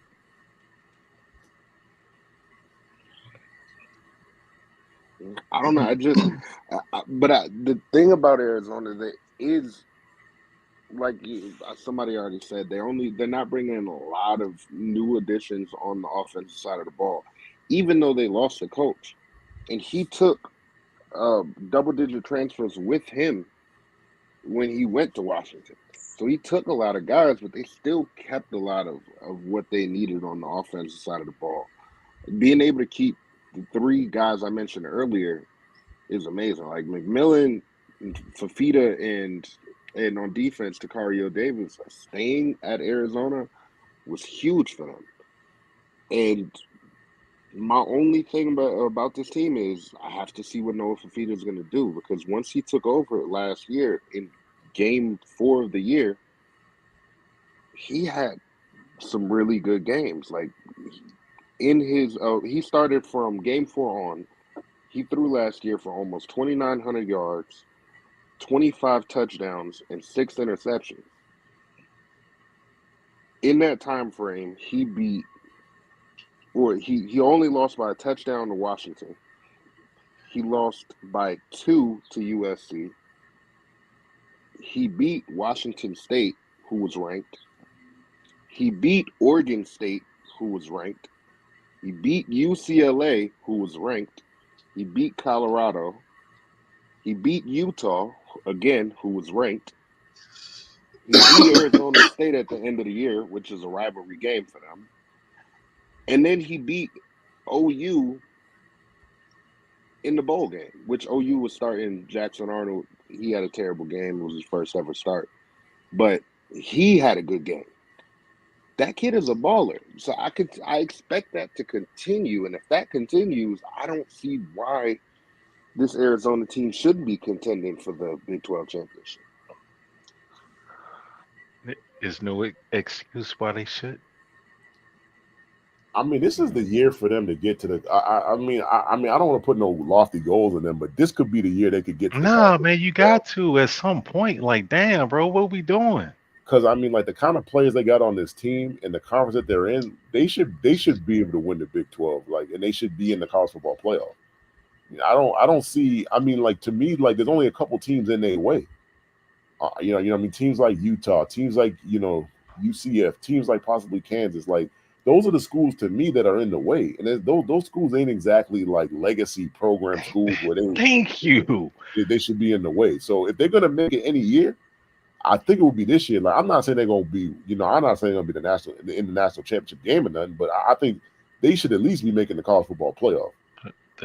Listen, man, for me, the fact I've seen seasons where Utah had better seasons than Arizona. I didn't predict that, okay? But right now, Arizona is a better program than Arizona. I mean, No. Utah is a better program than Okay. Arizona right Yeah. now. And that's crazy how they caught them and passed them. But it's because they've had a good coach for almost 20 years now. Like, Whittingham's been there 19 years, 2 losing seasons. And When they you got have a coach of that No, caliber, but I'm just saying, you're dog. gonna be one of those programs. Just looking at what Arizona has done during just my lifetime of me watching them. I just how Utah has caught them. It's crazy to me. And I Is it just really crazy can't. though? To me, yeah, it is. I mean, I can see where Certified's coming from because But I mean, the Like certified, but this we're is the talking problem, about right? Certified, Utah. certified. We're talking about But my Utah problem was you potentially didn't watch might. Arizona really get better though. You watched them like That's be my at a certain point. peak and stay there. They didn't really progress. That's my They just been point. like the same team for the last like 5 or 10 years. That's why I said somebody put me It's on. been When longer I than look that, at them, I dog. see the same team I seen in when I first started watching Arizona, it's the same It's the team I see same now. fucking Arizona I saw in high school, dog. It's the same Arizona. Yeah, but And Utah is past them. And it was a point in time I didn't even know Utah had a fucking team. I mean, but Utah has been good since 2004. Like if I went to go look at it, that's crazy. If you go back from 04 to now, but look, if you go from 04 to now, I see seasons with 5 wins, 1 win. The year the COVID year, they didn't win a single game. Another 4 or 5, 3, 4, 5, 3, 3. All in that time frame. Now go look at what Utah did in that same time frame. Mm-hmm. Exactly. I think it's always been Arizona chasing Utah and not the other way around. At least since Whittingham has been there, because Whittingham turned that program around immediately. That's why I went from 04. Yeah, so and like I was saying, even them being able to, like, I feel like he's created a monopoly on the recruiting anything west of Utah. You know what I'm saying? Like, he's you know what I'm saying? Like USC, like he's taking the best players from the top 4. Oregon State, USC, UCLA. He's taking those players from them. Yeah, he didn't turn his own pipeline. You know what I'm saying? And Arizona has been there. Everybody all this time. But where have they been? Is like that's the point I've been trying to make this over. Where have they been? Arizona, since I've been alive, has had like 4 double-digit win seasons. I'm damn near 30. Yeah, I mean, Zona just has been a school that you expected more out of, and they just haven't really given it to you. I think that's what he's trying to say. I think that's what Certified's trying to say. Yeah, pretty much. I can agree with, because, like, the thing about Arizona is, like, you know, I mean, as far as the state of Arizona goes, like, there's good recruits that come out that state. Exactly. Like, they just don't go to Arizona. Yeah, that's what I'm saying. Like, I mean, a lot of them don't go to Arizona, and they're really close to the West Coast. So it's not like, you know, like the thing about Arizona is, like, if they had a historically good program, like, they could go into California and recruit, but they don't. And so that's why they don't get a lot of those West Coast kids, like, in terms of the California kids.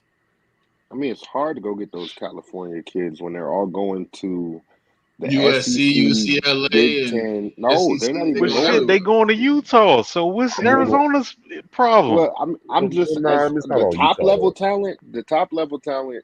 If you go look at the top quarterbacks the last couple of years to come out of the state of California, how many going to the SEC play in the state of California? I mean, like, they're going all over the place. It's not even just the SEC. Like, they're also going to the Big Ten too. Like, you know, I mean, like, the thing about the Big Ten is, like, just to Ohio State just to jump in here real quick. Bijan Robinson is from Arizona. He was deciding between Texas and Ohio State. that's like, just you how see what I'm saying? Like, Arizona got talent, but like Arizona can't even pick up the phone, Pop. Yeah, no, I'm just saying they're getting out recruited. All their kids are going to all these other schools on the West Coast, East, South, East. Like, they are not going to Arizona. And Arizona is kind of like, they're like second choice, third choice. But I mean, do you blame you say that? Kids? But wouldn't you say that that's what's happening on the West Coast in general? Yeah, no, I agree. I don't think, like, to me, this is what I've been saying for a minute.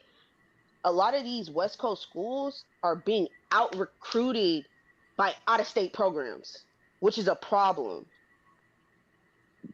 Yeah, I mean, it is, but I mean, it's been happening for a long time.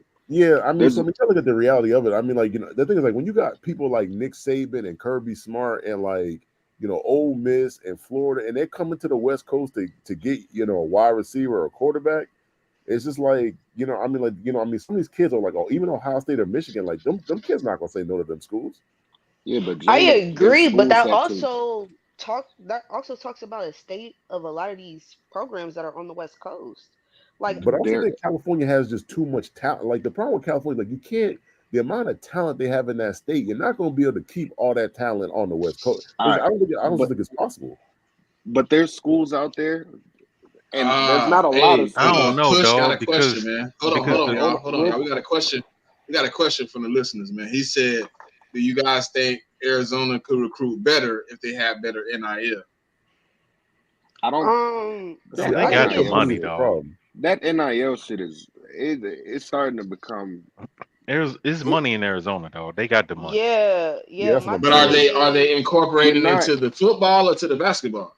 There's not as no. many people going to schools just for money as they're making it out to seem. Like for this year, just recruiting, you do have kids that are doing that, but you have kids that have high money offers from certain schools, and then they end up committing to schools where they were offering half of that, or maybe they were only offering 75% of that. But the NIL shit, it helps, but a lot of these schools are starting to use their brand and say, hey, we'll give you this to come, but once you're on campus and you're a winner, you're going to be making money here with this company, with this company, with this company. So I don't think like the upfront NIL is as crazy as people make it out to be. Not And most only of that, I think even if they did have a better NIL, I just think the stability of that program is not there that entices these players to want to go there. If Jed Fish were still the head coach, I think they would have a better chance of becoming a stable program that's able to recruit at a very high level. Because Jed Fish is a really good coach, but I mean, he ended up going to Washington, so I mean, the we'll one thing see what Brennan does. yeah, I Why mean, the did one they thing I let will him say walk about though? What was the reason? They didn't let him walk; he he walked. just left because I mean, what I mean, like he's the head coach up there, right? Mm-hmm. He's the head coach at Washington. I At mean, Washington. So I mean, I like, think he was under If he was under He went to contract, a better Washington program. just Okay. yeah, Washington just paid his yeah, I mean, buyout. it's a better program, but I think the opportunity was better because he wasn't. I mean, if I'm not mistaken, he wasn't the coach at Arizona, right? Yeah, he was. He was the head coach at Or he Arizona. was the head But coach there. if I mean, you, I mean, it's a conference thing too. If you can go play in the Big Ten instead of the Big 12, and you're not Lincoln Riley, who's scared of competition, you're gonna do it, I mean, the other thing I right? say about Arizona is like I'm not going to deny that Arizona to me is definitely it's more of a basketball school than a football school, but the football program could be much better. So I'm not going to give them that excuse that Zona is a basketball school, which it is. It's a basketball school. But I mean, but the thing is, I mean, there's certain schools that have the capability of being good at both, sports. And I think Arizona is one of them schools that could be good at both sports. I Are they agree. allocating the resources to it? I agree. It's just like I mean, it feels like they are though because they got good football players that came out of like the state of Arizona. So I think they're Yeah. giving the football program enough So money. it's still early, so it's hard to say what's gonna happen. But I'm looking at both of their recruiting classes. 47 and 48. Utah is 47, Arizona's 48. So they're right there at the same level as far as recruiting right now. And they both don't have a lot of recruits. Oh no, But that I was think my fault. That was last year. So last year they were on the same level. I have to look at this year. I was looking at the wrong year. That's my yeah, but own I fault. think when you look at Utah's recruiting, you kind of got to put a caveat in there because like their coach doesn't like to recruit a lot of 5-star guys. Like he recruits a lot of 3-4s, 3 and 4s. mm-hmm. And and the thing is like he'll coach them up and they'll become players once they get on campus. So I think for Utah, it's a little bit different to me at least. Yeah, I can see that. I'm looking at so I did look up this year too, just because I was curious. Arizona has a better recruiting class than Utah right now. Now, As they should, yeah. like you said, it depends on what they do with these guys when they come on campus. And Whittingham is a great developer of talent, so we'll Yeah, see what happens. But Victor Arizona, says I never think look if they at can, Utah's recruiting rankings because we are a great developing school. Yeah, Yeah, and certain that's what people I do was that's say what I that. talking about just with Utah. Like they develop their talent. A lot of their players have been in the program 2, 3, 4 years. I don't see that same feel with Arizona. It's I'm gonna just keep saying it. Like that program doesn't have enough consistency for me or stability, specifically like in the coaching department. They just don't have it. Now maybe this is where they turn it around. You're in a different conference. This will give your school a better highlight when you're pitching yourself to these recruits, and maybe y'all can develop that consistency, can develop that talent pool going there. Until I see it, I'm not just going to go with blind faith that Arizona can pull it off. No, but I think if they send these 3 kids early in the draft this year, that should be a big help to them as far as recruiting. I Right? 'Cause if they definitely get agree. 3 guys drafted early, I mean, 2 of them could. I mean, all 3 of them could go first round. Realistically, probably 2 of the 3 have a really good chance of going first round, though. So if that happens, I mean, that's more that you can pitch to these players coming. Hey, we just sent 3 guys early in the draft. Come play for us.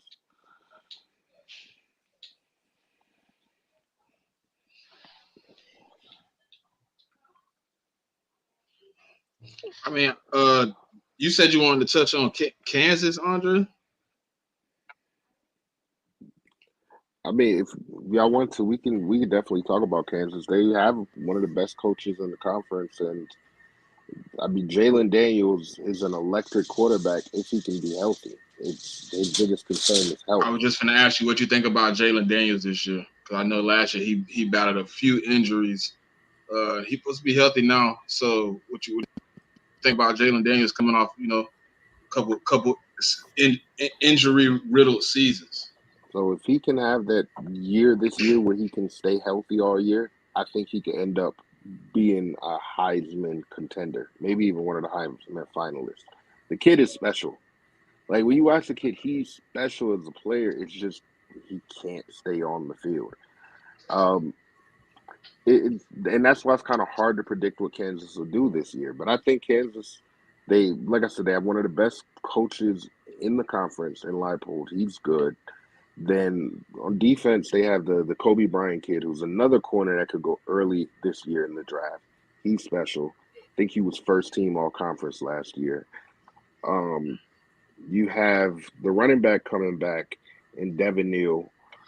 He's a good player. He should be able to help them on the offense to keep the ball moving. And then they added a new center, which they needed, right? They needed an upgrade at the center position, which should help, again, the running back and the offensive line. And they brought in Job, the edge, and he should be able to get after the quarterback. Like I could see Kansas being one of those teams that could definitely compete for a spot in the Big 12 championship game if they can put everything together and the quarterback stays healthy. That's just my viewpoint on it. I mean, like my viewpoint on Kansas is it pretty much even like last year. If you watch Kansas last year, the whole team rests with Jalen Daniels. Like I mean, he makes that offense super explosive. Like, and he makes it so difficult to like defend them. But like Dre said, the problem is he cannot stay on the field. And so if he can stay on the field, I mean, like they're a threat in the conference. Like I wouldn't even just say they're a threat in the conference. Like, I mean, they could come out and win the Big 12. He stays healthy the whole year. And I mean, who knows? Like if they get the right matchup in the first round of the college football playoff, like you never know because the kind of athlete that he is. But yeah, like I'll say it again, like he gotta be able to stay healthy, and like their defense wasn't really that great last year. For what I remember. So I mean they gotta kind of improve on the defense as well. But like I said, if Jalen plays, I mean, like in terms of the Big 12, like you could say he's one of the most explosive players in that conference, and I don't even think that's crazy to say. Definitely not crazy to say.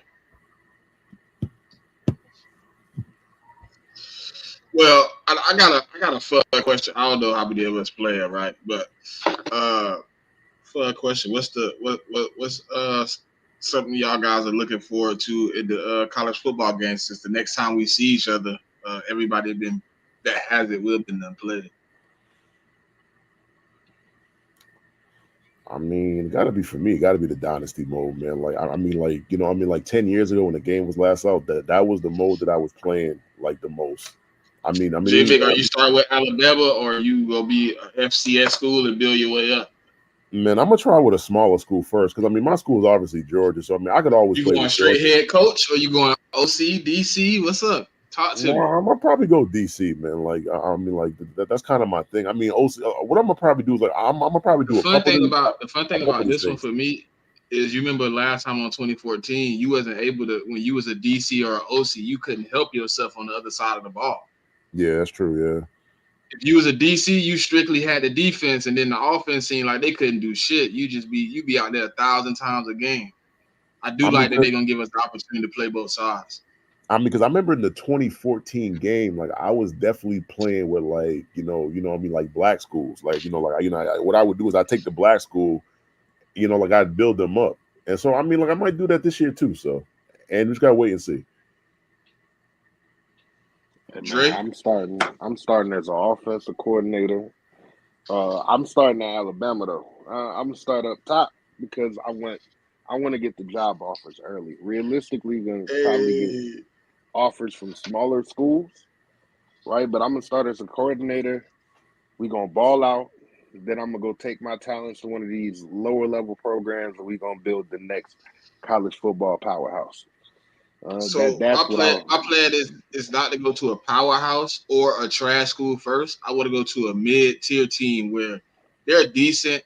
They're expected to be top 5 in their conference. They're not expected to win as an offensive coordinator and build my coach up, and then take a head coaching job at one of the smaller schools like a Kent State or something. Interesting. I mean, because I think starting at a small school, what I experienced at 14 was when I went there and I tried to play with those players, I always got fired and ended up having to like go to another school after the first year because stay with buns. So the man said I always got fired. Yeah, that's crazy. Bro, I got fired I used to hate that. But I'm one of those people, Jamie, I won't turn it off. You know what I mean? I'm gonna get fired. I'm gonna go to another school. I'm gonna figure it out. And you know what's funny, Jamie? The first time you offer me, I'm coming back. I gotta finish the job. Fired me, man. I ain't going back to the goddamn school, man. I'm sorry. I'm coming back because you fired me when I was young. You didn't understand my potential. Man, I'm not going back to the school that fired me, man. I'm just not doing that. And I'll take it back, man, for a quick one. And I think that happened to me a couple times in 14 where like they tried to offer me the job back and I declined it. And I took a better job, man.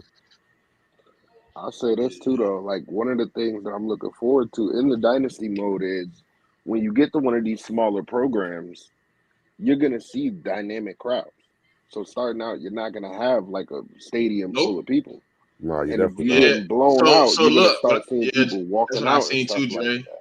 When I sent that video to you, when dude started with the one team, but it was only like 2,000 people in the stadium in a 17,000 people stadium. You know how empty that shit looked. Yeah, and that's what's gonna be cool to me is you're actually gonna see like the development and of your prestige, right? And what it's called?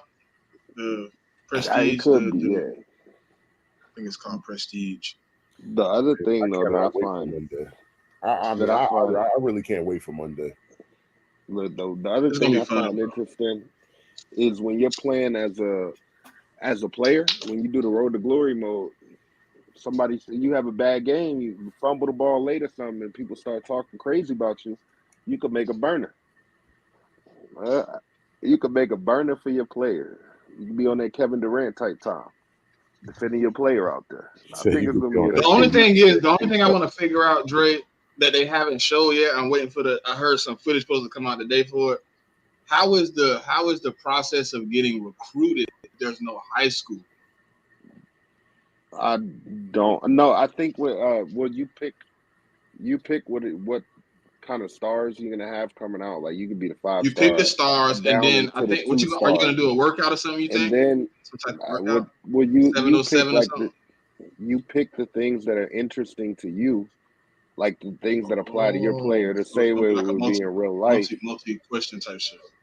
Depending on your star ranking and the things that are important to you, stuff like that, that's probably going to determine your offers. And then you can pick where you go. And I'm probably going to start as like a 2-star or a 3-star. And it just I was gonna do build my way up. Yeah, I'm going to build my way up, hit the portal, and then I'm going to go to one of these big schools. I do like that too. That's the one thing I did like. They said you could transfer anytime in Road to Glory. That's the new thing they added. Well, that's kind of what it's like in real life. So Yeah, you will be able to transfer out of schools. Hey, it's the same though when you coaching in the dynasty mode. You're gonna have to recruit your players to make sure they stay. Because if you don't recruit your guys to stay, like you're gonna have guys leaving. Bro, I've been watching It's so many definitely fun. videos of it.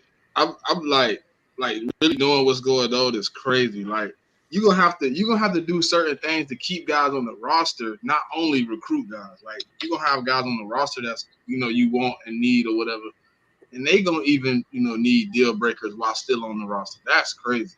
They have really developed the game.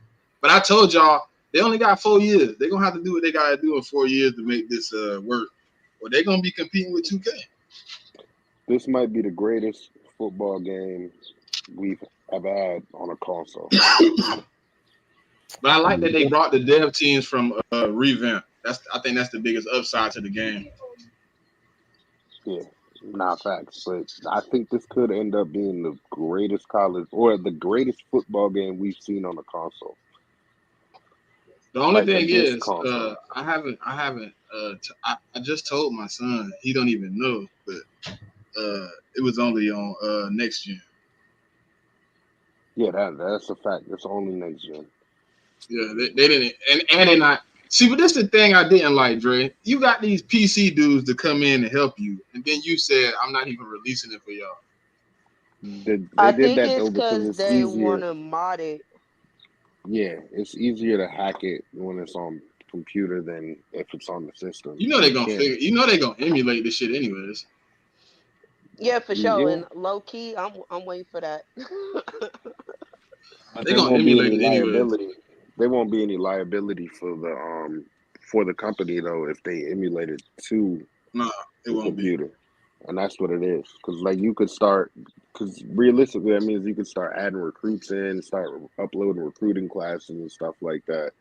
And you might have recruits coming and saying, hey, what's going on? My name is all over the game. I like this is all over the game. I need some money. Like I think that might be one of the reasons. I think it's gonna be an interesting thing because boy, you ain't played the game in 10 years. What is I don't even know if people really can have expectations like that. They want a good game, but I don't even know what your expectations should be when you haven't seen a game in so long.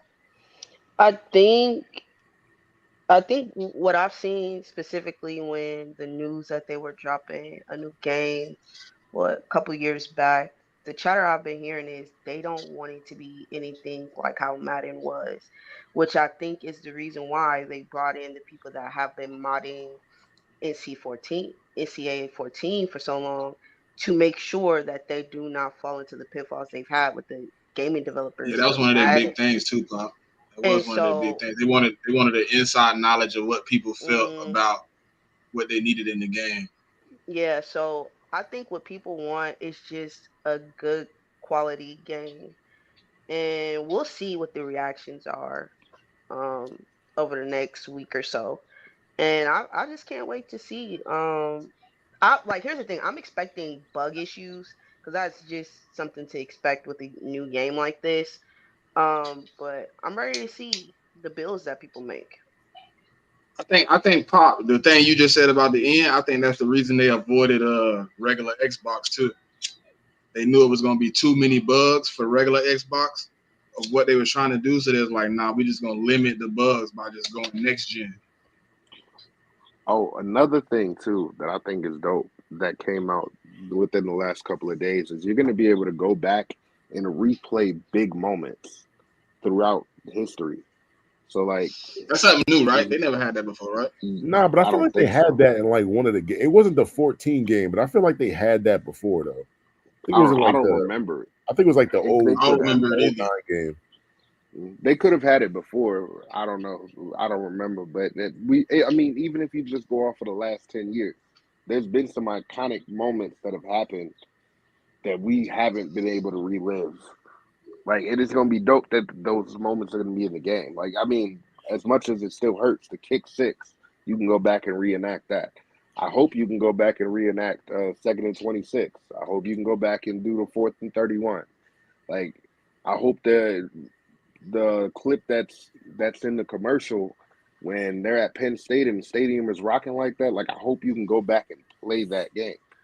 Yeah, but I think that only would thing, help. hey Dre, the only thing I think is a negative for me is you know how you see all the crowds and stuff. You only can get that in Dynasty mode, and they only doing online Dynasty. You can't do cross plat on the online Dynasty. That's the bullshit. Yeah, but I think I would love to get a team that got some type of tradition and play y'all in the online Dynasty, and y'all got to come to my stadium. That'd be fire. Yeah, I mean, I got the Xbox, but I got Xbox too, but I think J-Mick got PlayStation. Yeah, I'm not sure what. Yeah. He got PlayStation. I'm not sure what cert if he is going to play what he got. I think probably you said you got to get a system, right? I probably won't. I doubt it very seriously. Man, I'm not gonna lie. Listen, yeah, I'm gonna get a system, but I'm just not in a rush either. Yeah. I got one for Christmas, and it's still in the box. I haven't even opened it. It's because I want to play. Grand Theft Auto, and they pushed it back to 2005. You know what I'm saying? So, but it's like it's the Call of Duty edition. But no, I don't really want to play Call of Duty no more. I don't want to. So I don't want to do that. Now I got a PlayStation. Yeah, I was never really hot, like crazy high on like Call of Duty like that. That's just me though. And then it's like I don't want to play Call of Duty through the Wi-Fi. I want to run a hard line, and my fucking modem is upstairs, and it's just a hassle. I don't want to put it on that TV because it's smaller. So I said all that to say I'm probably not gonna set my PlayStation up until Grand Theft Auto comes out. I don't understand Push's question. I do. He was talking about the iconic moments you can go back and play. It's probably just going to be like challenges that you can go back and do. Yeah, I don't think it's gonna be probably on the main game. screen. I think. Yeah, like click on it. I don't think it'll be the full game. It'll just. I think you have to unlock it too as you play through them. Probably you got to play certain iconic moments to unlock other iconic moments. If they did it like 2K did it.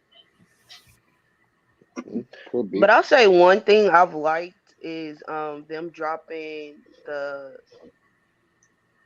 tunnel exits in the games and the stadiums and stuff like that. I think that's really dope that they were able to incorporate aspects like that, like Penn State's whiteout game, like what that looks like in real life. They were able to do that. Like, I don't know, they've taken their time with this, and I'm just looking forward to it. So let me ask you this: how do you feel about your team's overalls in the game? I mean, shit, I feel great about my team. Shit. I'm not mad at it either. I'm cool with mine. And Georgia's supposed to be the number one team in the game, pretty much. Yeah, I think y'all have a 94 overall. Yeah, y'all got a 94. Yeah, I think Oregon has a 94. Oregon. What I'm looking at right here, it says Oregon. Oh. I got to look at it, though. I could be looking at something that's wrong. All right, but I mean, some of the rankings to me are kind of questionable. Like, how is Arch Manning, who's never actually played, 87 so highly overall? Because his name is Arch Manning, that's why. I get it, but I mean, but I also believe that they're gonna do this shit like Madden, like so, like in terms of like it's gonna be progressive. Yeah, the shit's gonna be progressive. So like every week, like I'm pretty sure they're gonna be adjusting the rankings, and like the rankings. Yeah, for sure. It's gonna be dynamic. I just looked it up, J-Mick. This other list, I guess I was looking at some bullshit earlier because Ohio State is number 2. Yeah. Georgia's 95. You got Ohio State 93, Oregon 93, Bama 92, Texas 92, LSU's a 90, and Florida State's 88. Yeah, I'm cool with that. I can't really hate on it, you know. Yeah, I mean it's cool for the preseason, but like I said, like I mean, like every week, I mean, like the ratings gonna change, so I ain't really that stressed about it.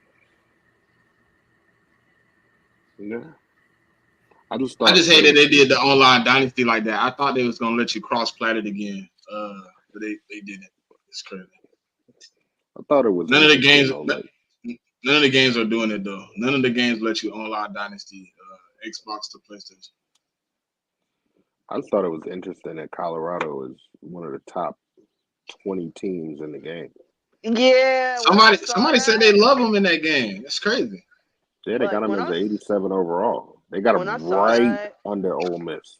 I'm thinking is like, I don't know, it's based upon what you project Colorado to do this year. It gotta be, because I'm looking at it like they have them 1 overall point under Florida State, Utah, Michigan, Miami, A&M, Ole Miss, and Penn State. Yeah, and I don't even know how that's possible because all them schools to me are much better than Colorado. Definitely. I mean, but I think Colorado comes with this buzz, and I think they know a lot of people going to play with Colorado, so I think that's why they made us so highly ranked. I don't even know why. Colorado gonna be buns. I think they're gonna start out good. The first opening of the game, that team gonna be good. By week 3 of the regular season, that team is gonna be exactly what they're supposed to be. Yeah, but the thing is, I mean, like people gonna want to play with Shador and like all that. So,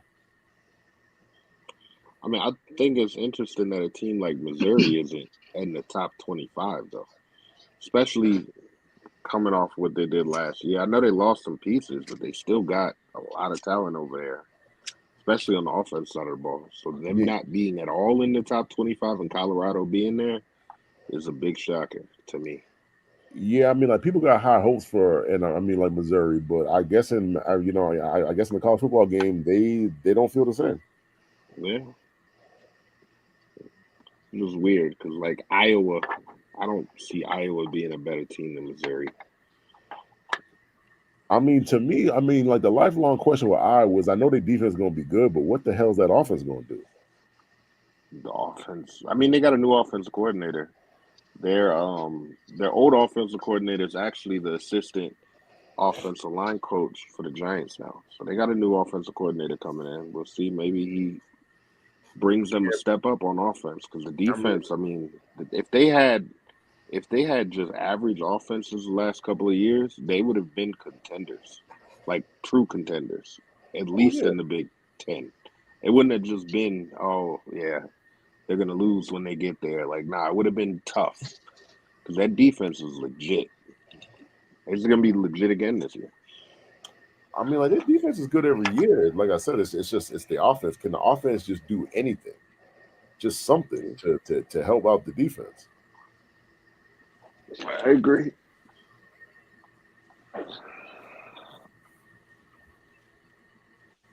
I think this game gonna be fun as hell though. I can't even lie. Yeah, man, I ain't gonna get no work done this week. It should definitely be fine.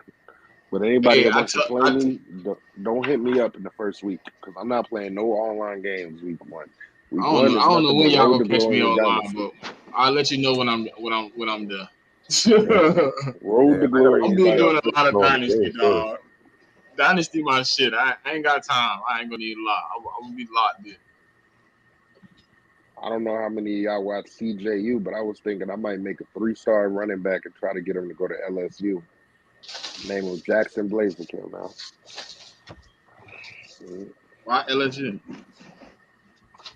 Nah, it's based off of the series. I don't know if you know who Thad Boy is, but he does this YouTube series where he plays every single character, and it started with like a high school team, and then now he went to a college team and is using LSU.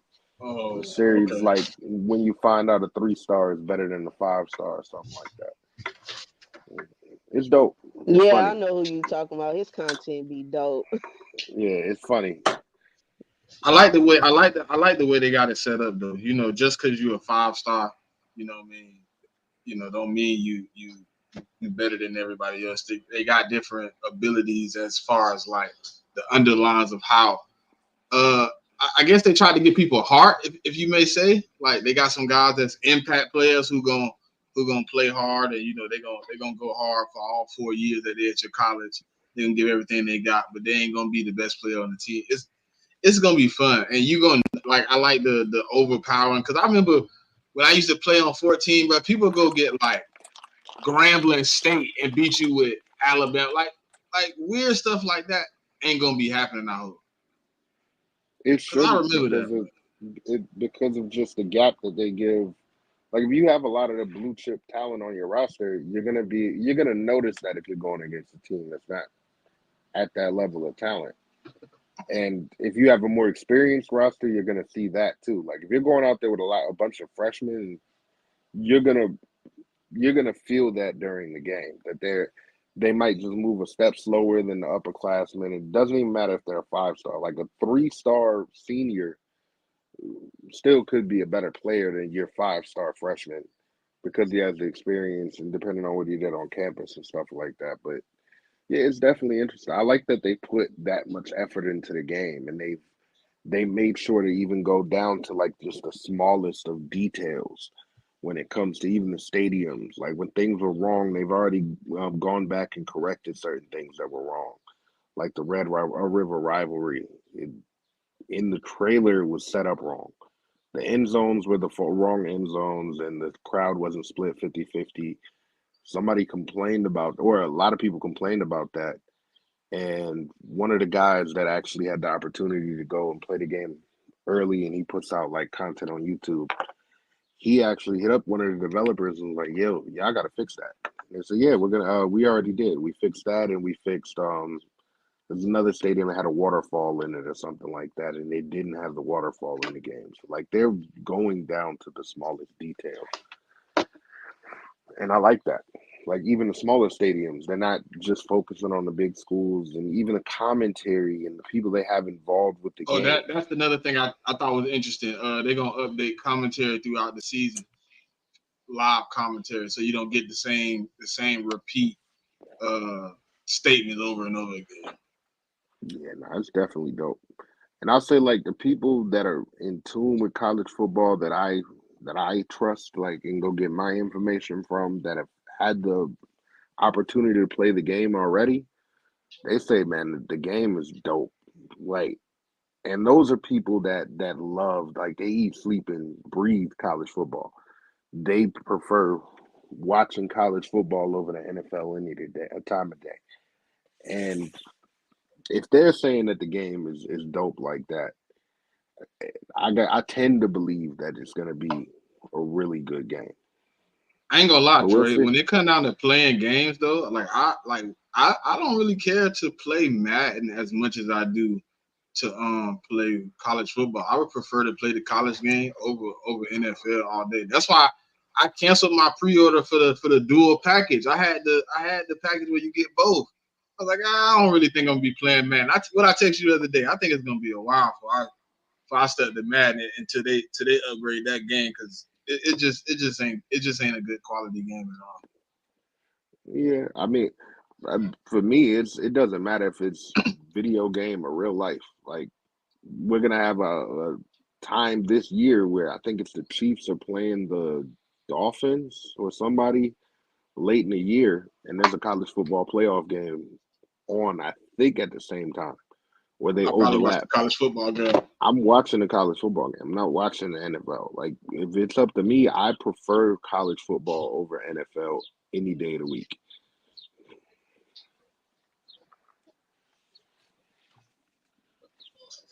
I'm 50-50. Cause I ain't gonna lie, I like the NFL. I ain't gonna lie. But college football to me is sometimes better. It's a better watch sometimes. Well, for me, it's just the stories, the tradition, the fact that in the NFL, if your team is bad, more often than not, it's going to take you years to be able to turn that around. In college football, you got new recruiting classes every year. You strike gold in one of those recruiting classes, you up. Right? That could change the complete fortune of your school. And I just think that's the dope thing. Like on top of just the rivalries still being real rivalries. It's just, yeah, man. It's the whole culture surrounding college football that makes college football better than me. Like I'll sit around and talk about recruiting and like even what we're doing today, just breaking down conferences. Right. If it was up to me, I would sit in nothing but college football spaces all day, just talking about different conferences, different players, and everything like that. Because for you to really enjoy those players, or to really know what you're talking about when the draft comes around, you have to be in tune with college football. Like, if you don't watch college football, how are you going to know what that player did all year, how good he really was? You just looking at the stats, because the stats can lie. The stats aren't always an indicator of what type of player somebody really is. The only way you know that is by watching the game, being in tune with the game. So for me, college football, without college football, NFL wouldn't be what it is. So I prefer college any day of the week, man. Hey, Jamie, you said you're going to play Dynasty. Did you see the video I sent in the GC? Nah, but I can check it out though. I mean, because I've been seeing them like all week on my timeline though. He got an opportunity to play it here recently. He was breaking down just how in detail the Dynasty mode was. Okay. I think he gave a great detail of what the game is going to be. But it's really impactful. You know what I mean? And if you start, you're gonna have an opportunity to start with like a fresh school and create a pipeline and things of that nature. I think that's gonna be kind of fun too. Yeah, I can see I'm gonna be spending a lot of time with this game. Yeah, I think it's gonna take a minute to figure out all the functions of it. So I mean, that's why I said I'll let y'all know when I'm ready to get online, right? I'm gonna be doing a little Dynasty mode, a little Road to Glory. Yeah, I'm gonna be locked in. Man. Yeah, I was gonna say that. Like, I'm not in a rush to be playing niggas online right away. Like, you know, I mean, because the game ain't been out in 10 years, so I gotta kind of get a handle on the game first. Yeah, I'm gonna need to get myself back right. But yeah, we had the 2-hour mark, man. So you know what I'm saying. Anything y'all got for the people, man, before we get up out of here? Nah, I mean, nothing for me. Just thanks for tuning in for like another show, and and we're gonna be back next week. Yeah, nothing much. Yeah. Glad for the keep tapping in with us. Tell a friend. See you next week. Yeah, I ain't got too much for you. You know, same old.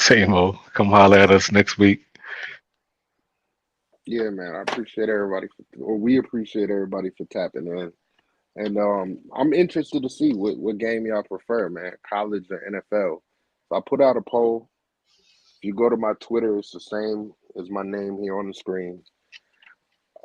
You can vote on that poll, man. It's a 24-hour poll. I wonder what people prefer. Is it college or is it NFL?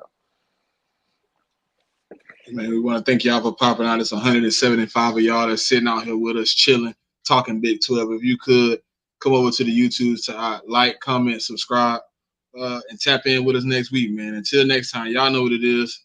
Love.